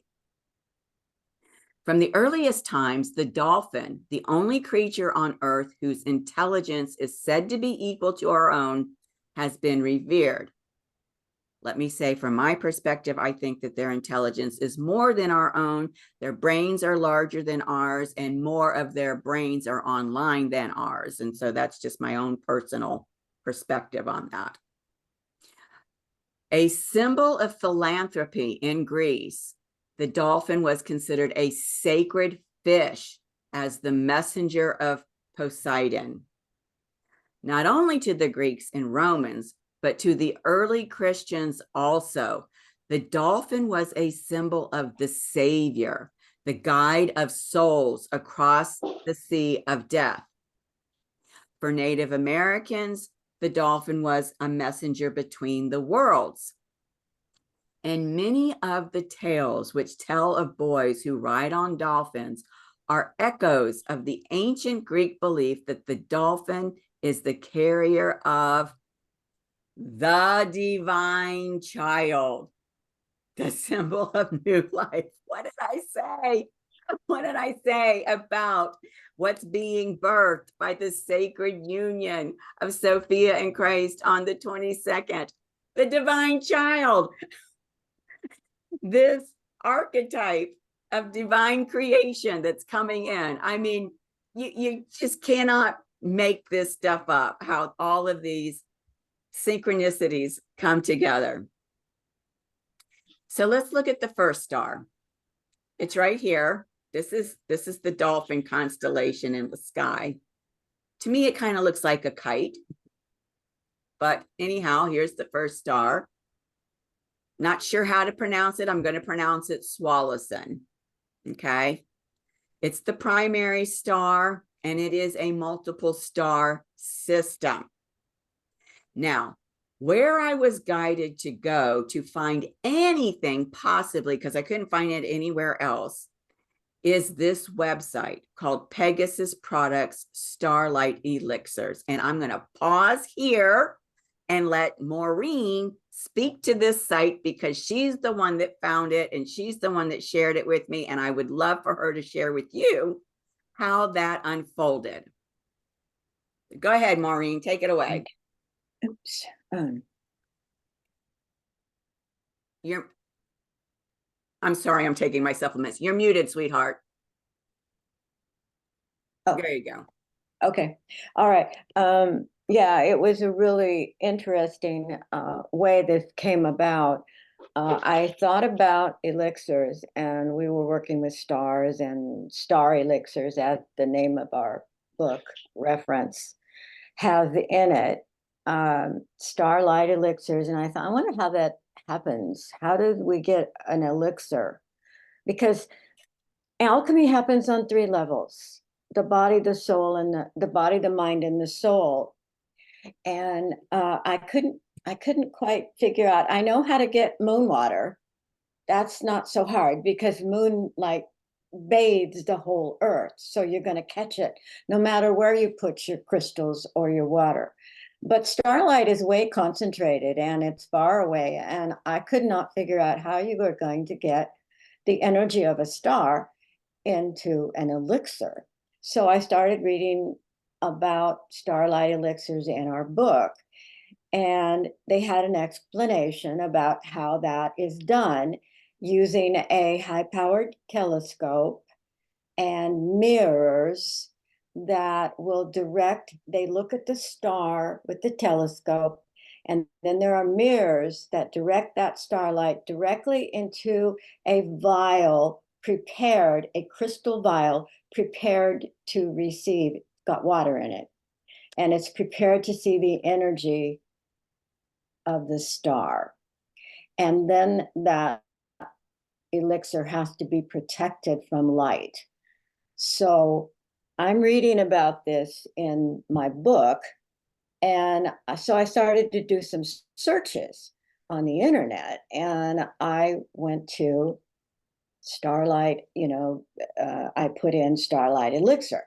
What came right up was a website called pegasusproducts.com. Well, first I'm thinking, well, Pegasus, of course, this is the horse, and we are working closely with horses. So that was one synchronicity. And then I started to read how they collected starlight, and it was the same. So I'm going, oh, well, how did that happen? And I found out that the second man listed as an author, Fred Rubenfeld, was the caretaker of this website for a long time. He took it over from another person that was the caretaker. He took it over, and now he's handed it on. Both these authors are gone now, but he handed it on to a third who has kept this website and these products pure from the beginning. So and there's even a message on there, an old message from his name, Fred Rubenfeld, the second author of the book. And when I went to see that, he had on a bright yellow jacket and a bright yellow sweater vest. And it was very different construction. And I thought, well, we're at the solar plexus, and there I am listening to a man that is an expert on starlight elixirs, and he's wearing yellow. Okay, well, this convinced me that this was the place to be. And so you can go to pegasusproducts.com, and they have all these starlight elixirs, flower elixirs, gem elixirs, rose elixirs, element and planet elixirs. It just goes on and on. And so I think you'll enjoy exploring that website and seeing what they have to offer. And also, it's very reasonable. The starlight elixirs are very reasonable. I expected them to be higher because of the technology that goes into them. But it's like $18 and something for a vial. And right. And it is an amazing website. I think you'll enjoy it. Yeah. And you may find that you're drawn to pick up a couple. If it's not absolutely imperative that you do, but I just thought you might enjoy looking at it and seeing how this particular elixir is made and what you can get from it. Vibrational healing as well. It's quite unique, this website. Mm-hmm. Mm-hmm. So that's how that happened. Yeah.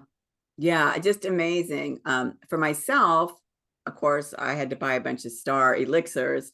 Right away, it's like, okay, the star that I'm born under, Vega, I'm getting that one.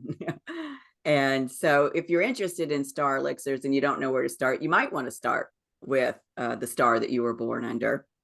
And then because we're doing the Christ Heart Mentorship Program and we're including the stars that are informing the eclipses, I got the elixirs for each of the stars involved in those 6 eclipses. So still waiting for them, excited. But anyhow, couldn't find anything about these stars and was guided, even though there was nothing in the book about these stars, I was guided to go to the website to see if they had the stars there. And sure enough, they did. And so on this website, they identified the star Sualocin with sensual communion.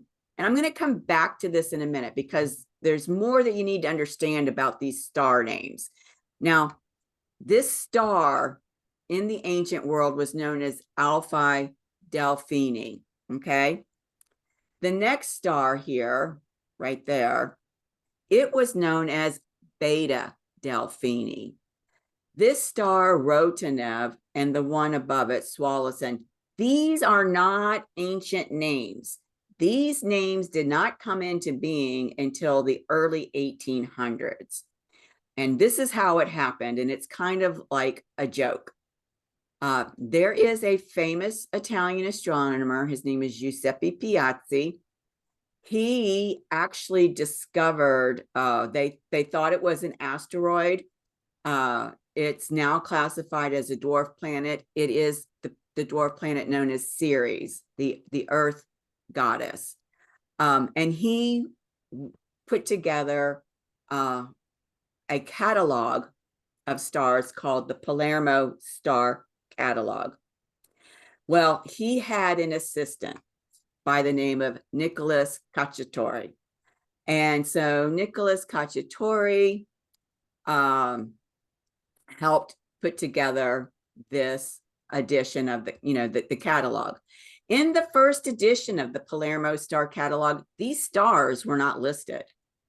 But when the second edition came out, all of a sudden there were these 2 new stars, Sualocin and Rotanev. Well, what he did is he took the Latin form of his name, Nicholas Venator, and he spelled the names backwards. And so Nicholas backwards is Sualocin, that's Alpha Delphini, and Venator backwards is Rotanev, and that's Beta Delphini. So I suspect that because these names, which are now the common names for them, didn't show up until a couple hundred years ago, that's probably why there's hardly anything, if anything, nothing really out there on them, even under their ancient names of Alpha Delphini and Beta Delphini. But fortunately, like I said, because of the Pegasus product, Starlight Elixirs, they do have a description of the stars. And for this one, they've called it sympathetic communication. So let's go back here to Sualocin. Sensual communion. It's an interesting name. But what this star does is it can help you develop a kinesthetic awareness of love. And I like this frequency because when you're connecting with your Christ heart and you're trying to feel the presence of your divine love, that can be kind of a challenge. Hold on a second. Let me pause and let her out just a second. So, I had a challenge in the beginning trying to really feel the presence of divine love within me. We aren't raised to even think about that concept, much less connect with a feeling of divine love. And so I needed a jumping off place. And for me, the jumping off place was, okay, I know how I feel love for Dolce. I know how I feel love for my son. I can focus my attention on my heart center and I can feel that love that I have for them. which is my jumping off place. It lets whatever that divine love feeling start from and move into whatever it wants to show up as. And so I love that this star has this frequency of developing this kinesthetic awareness of love, because quite frankly, that is a type of kinesthetic practice. If you find something that you know you can feel the love of and can kind of like muster that up within you, you know, that is a kinesthetic exercise. So I found that to be very fascinating. With the sympathetic communication frequencies of Beta Delphini, this star can bring people into a similar state of vibration, transferring a deeper awareness of how someone else feels. And I thought, wow, that goes back to feeling the presence of your divine love, feeling the presence of your inner Sophia Christ.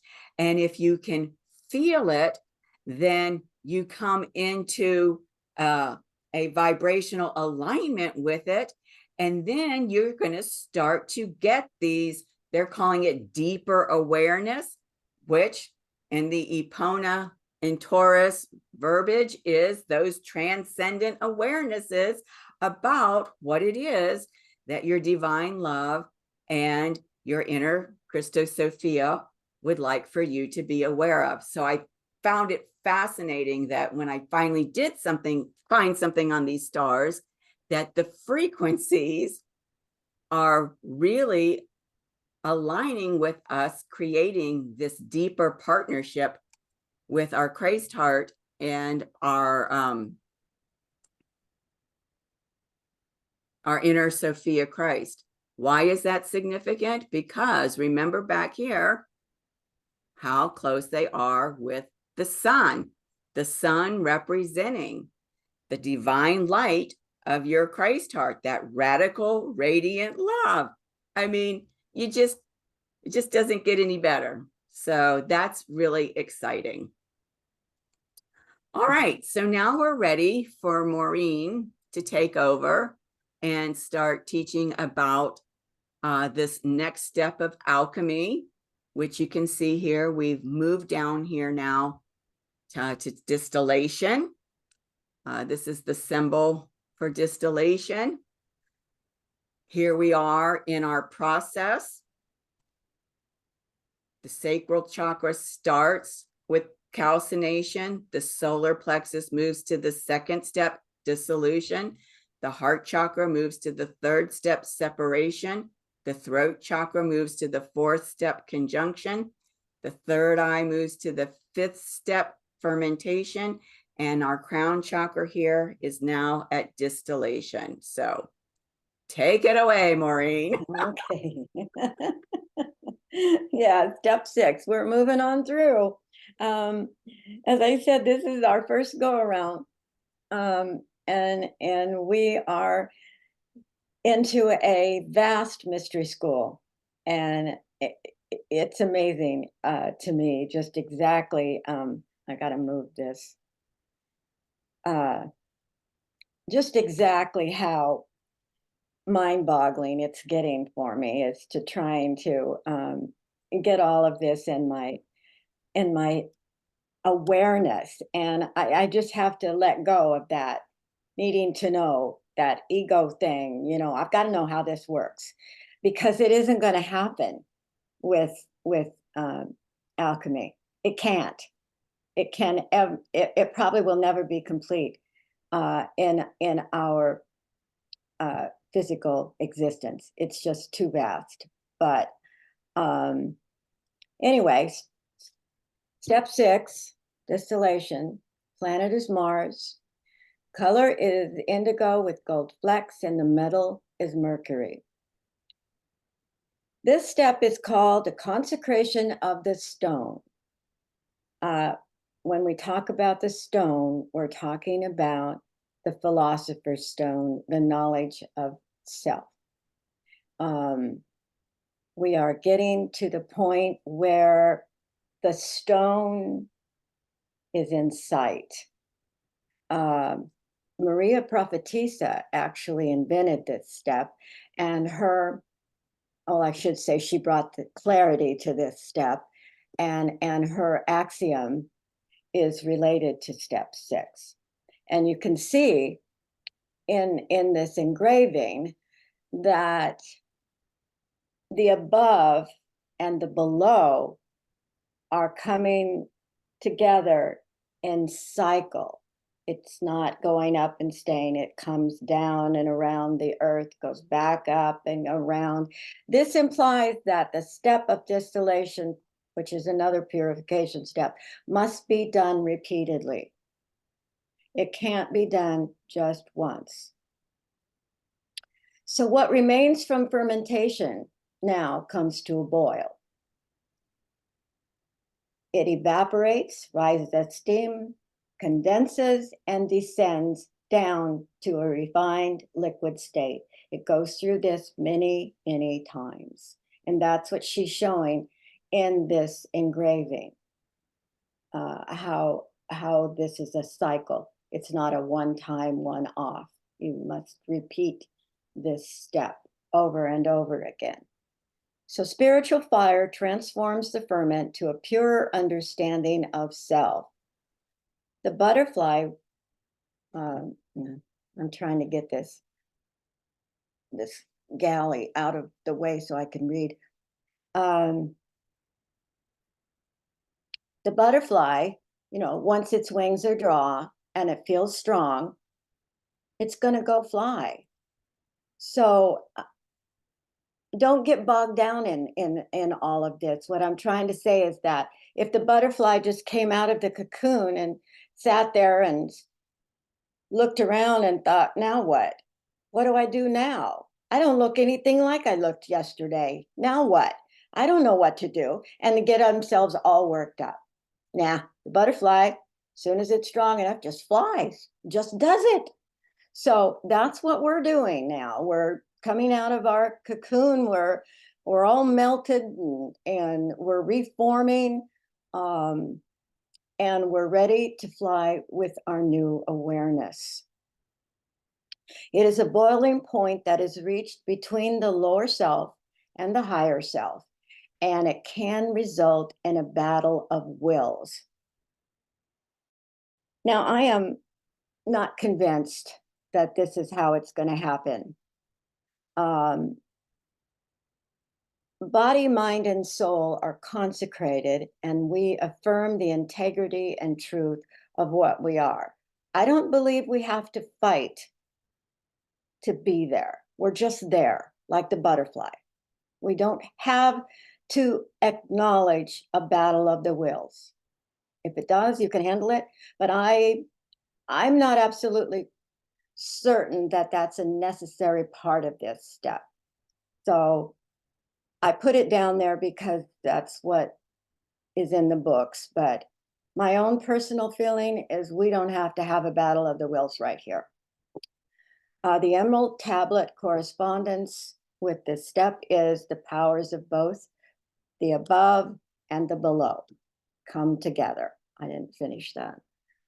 But that is the part where the emerald tablet talks about the above and the below and how they flow together now. Okay, now as I said, this process must repeat as many times as necessary until it is an extremely concentrated solution. And it is called at this point the mother of the stone.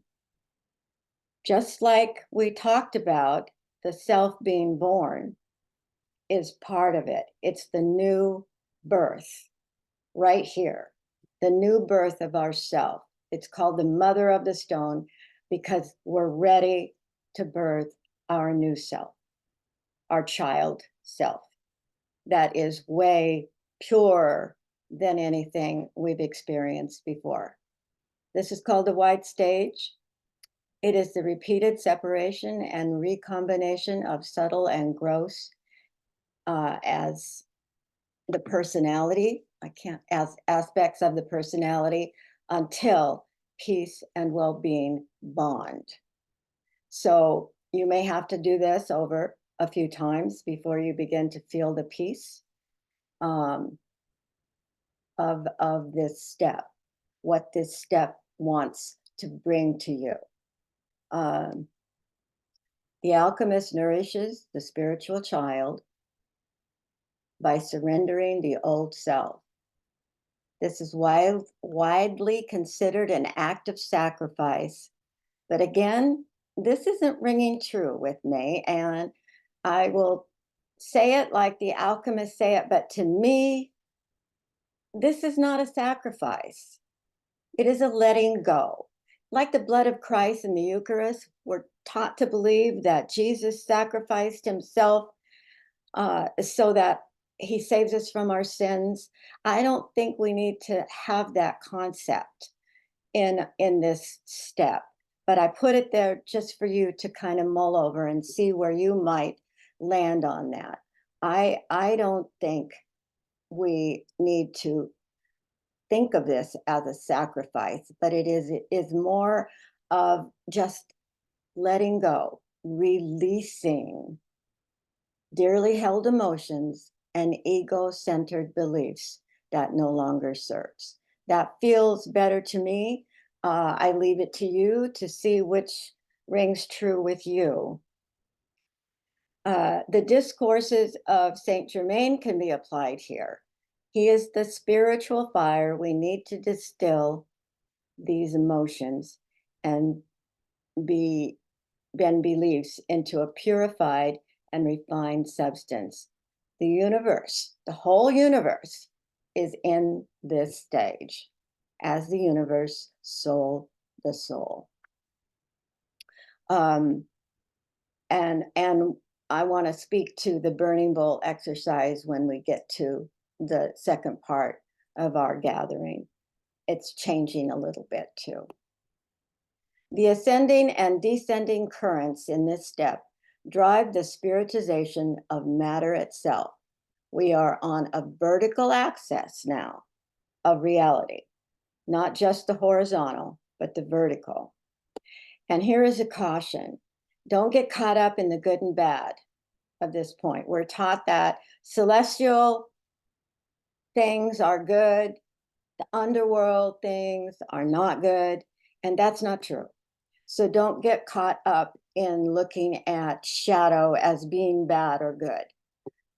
There's numerous purifications we've already performed, and so don't think of it as good and bad. It's not. We're close to entering the underworld, and I just wanted to make sure that we didn't get caught up in the illusion that it's going to be a difficult, bad experience, because it doesn't need to be at all. The undistilled person is subject to extremes. They can appear to be immoral, feel strongly the forces of love, survival, and greed. The distilled person gains equanimity and is highly intuitive and psychic.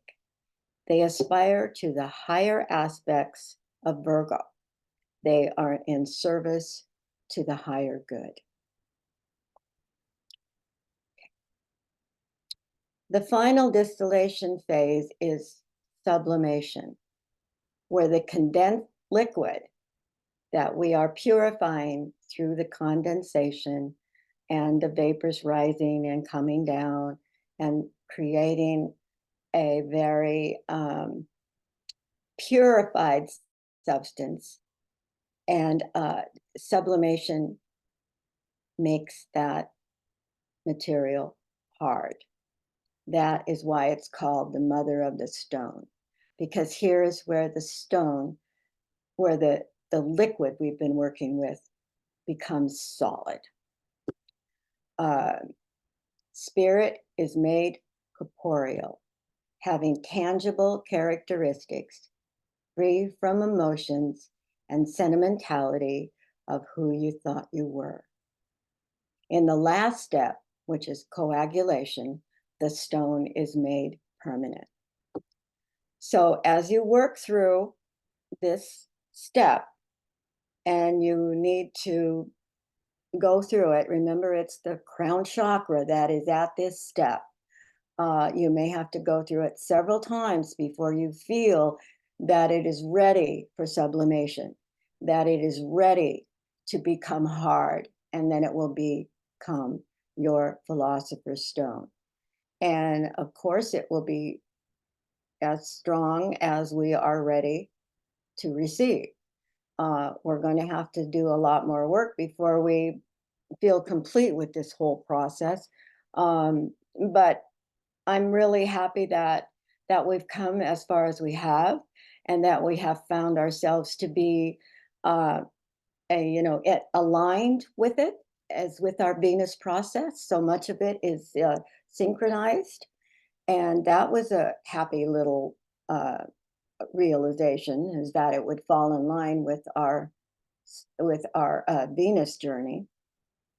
And I just wanted to put in this one quote from 4th century Coptic mystic Macarius.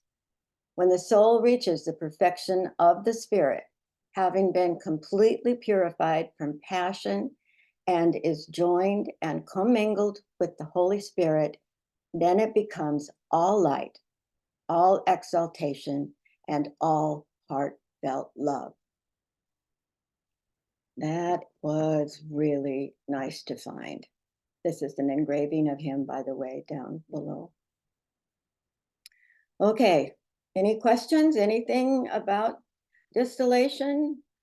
Have an idea of what you're going to be doing, and purifying and getting ready to birth that inner child, and finally, in the next step, we'll have the basis of our philosopher's stone. We will know a lot more about ourselves than we did when we started. Questions? Okay. All right. Now, the next thing I wanted to present was the Azoth of the philosopher. This is a drawing made by Basil Valentine.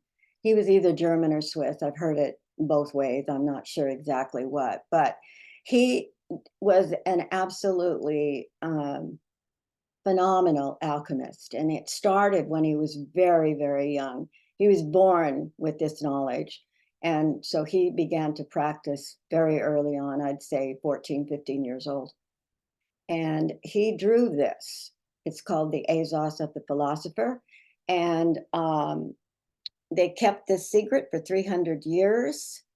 And it finally was published in 1659. I'm not sure why it was kept secret, but it was. So what's interesting about this is that it holds the entire code for alchemy, the entire code. It's huge. It is an absolutely phenomenal, magical piece of art that we're going to start working with now. And just to explain a little bit about it, the face in the middle is the alchemist. That is us. That is the one becoming. And you see that the feet are recognizing the elements. Feet, one foot is on the earth, one foot is in the water. And the hands, one foot holds a torch, or one hand holds a torch, and one hand holds a feather.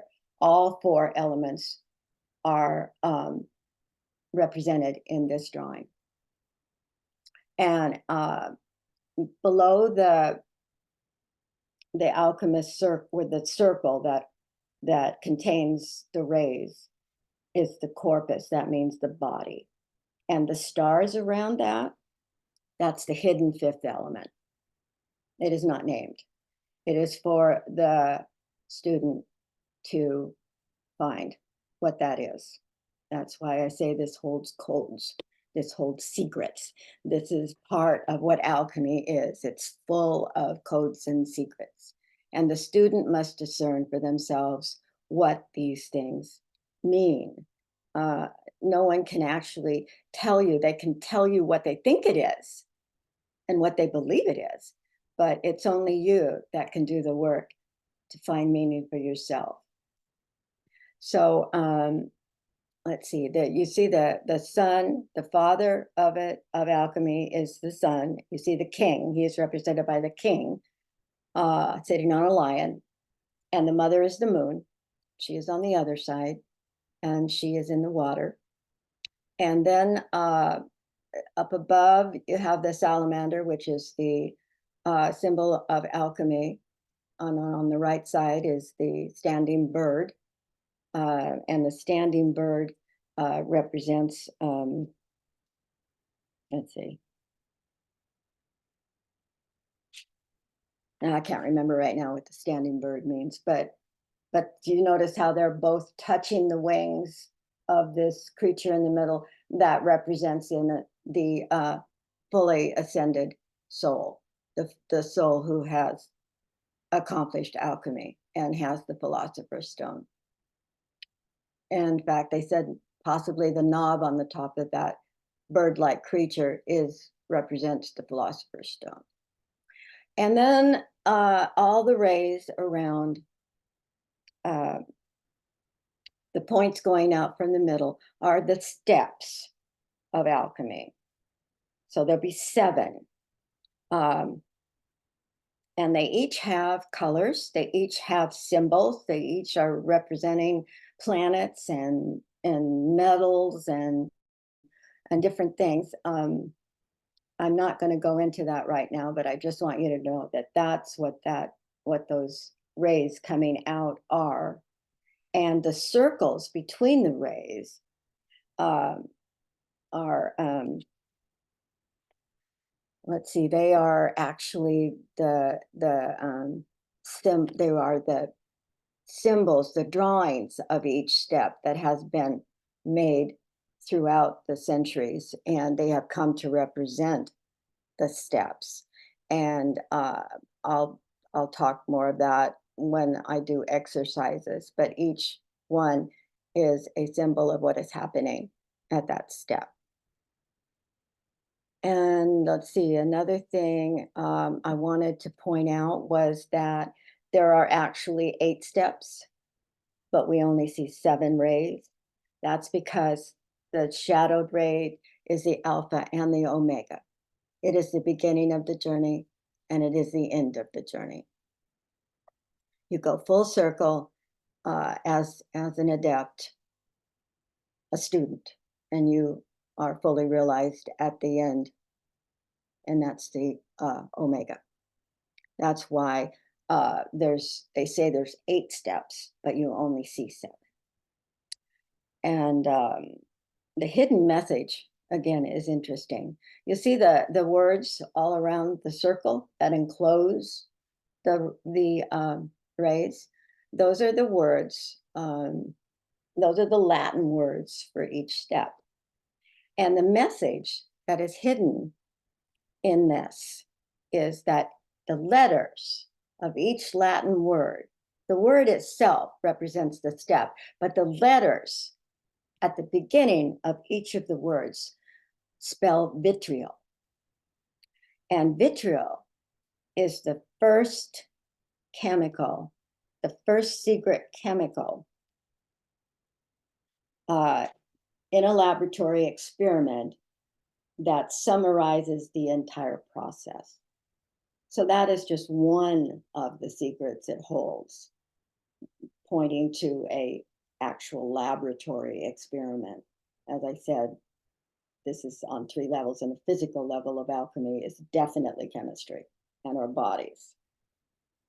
The hidden metals of our being that you see in all these steps that we have in us are all being turned to gold. And the gold is the realized soul, the soul as it has journeyed through the steps of alchemy and has realized a better awareness of self. I don't need to say any more about that now. Maybe later in exercise section, but that's what we need to work with now, is this drawing. And I would suggest that we begin meditating on it. And there are several meditations that I will suggest that you try with this and see what comes up for you. You'll each have different ways of integrating this drawing into your alchemized self. Like I said, it's an individual trip. There's no right, there's no wrong. In spite of the fact that they tell you that there's a right and there's a wrong, when it comes to realizing yourself, you're going to get there. You just have to follow the procedures and see what comes up.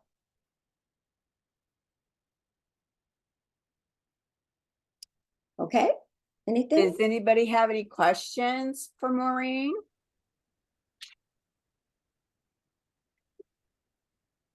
I can tell you that when I was in my high priestess process, which was all about alchemy, the high priestess that was facilitating our process found a link online where they had taken the Azoth and they had divided it into puzzle pieces. And she told us, all you have to do is just put the puzzle pieces back together.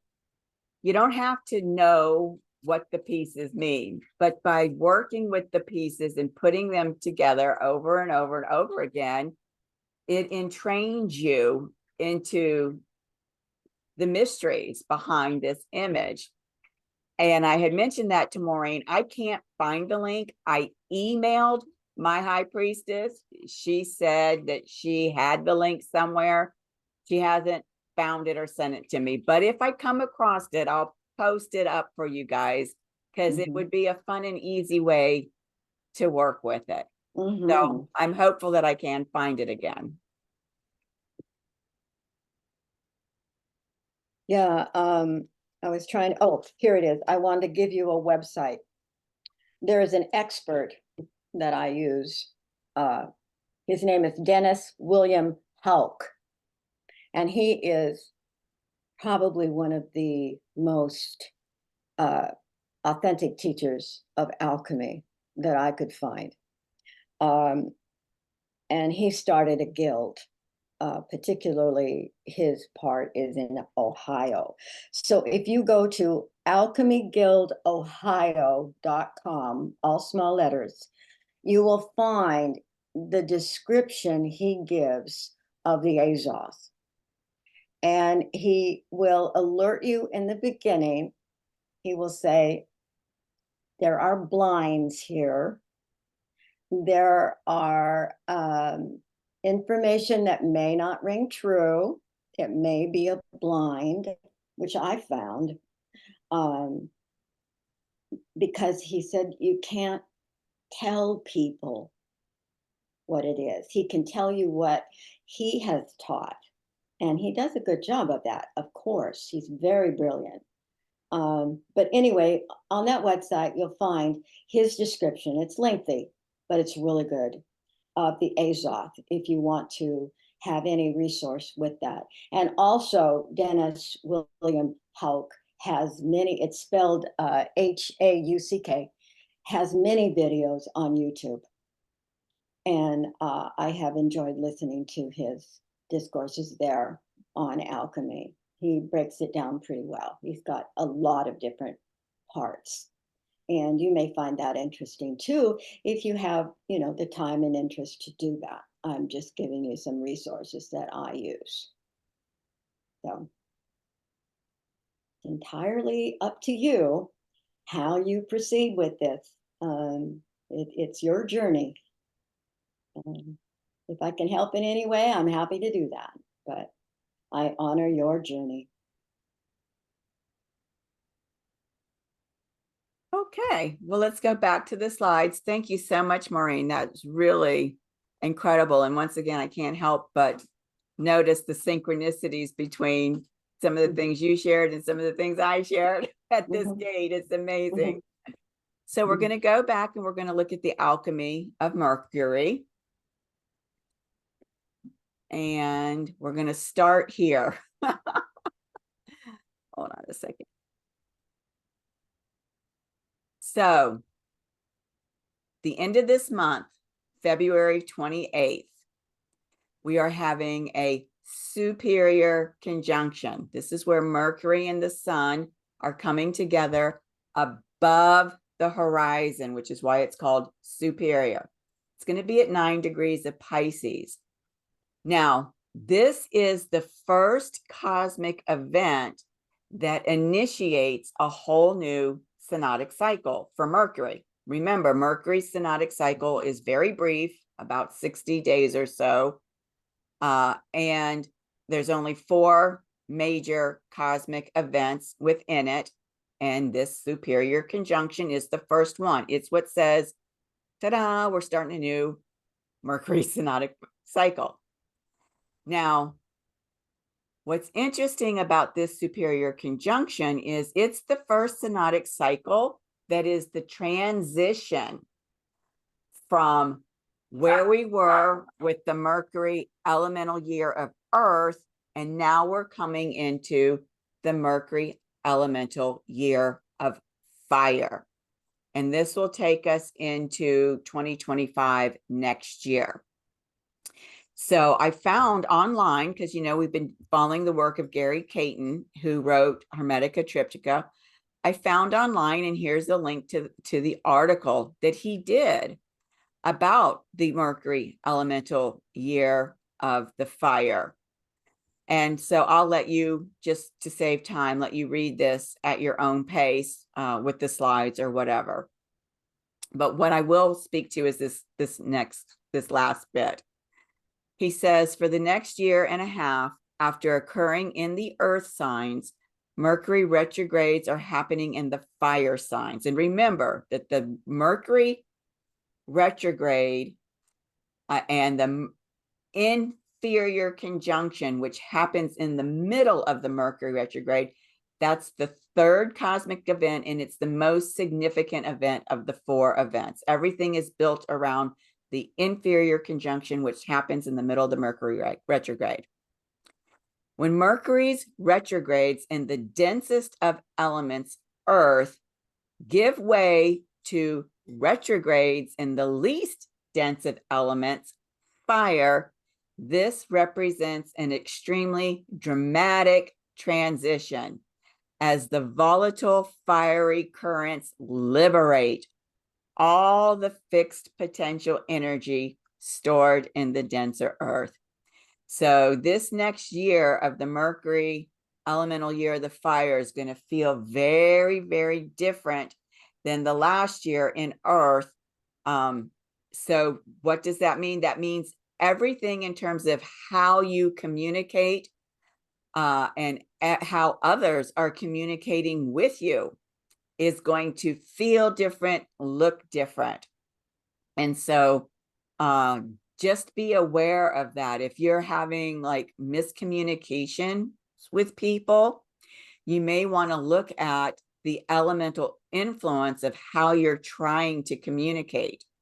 And you might find that the misconnect could be that you're communicating in one elemental style and they're communicating in another elemental style. So just be aware of that.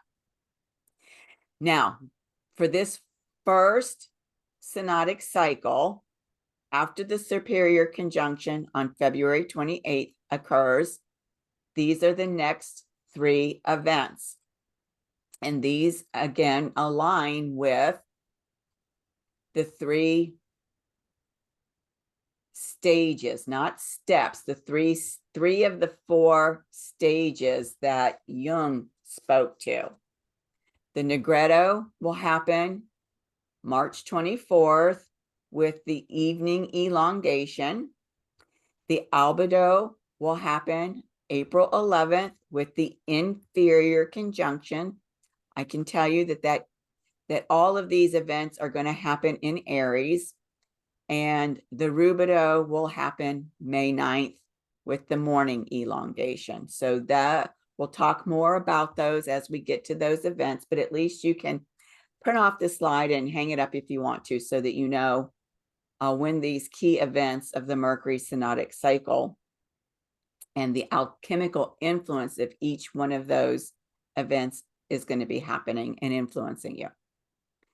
So at this point, I know we've had a lot of opportunity for questions and answers, but I want to give you just one last chance to ask any questions.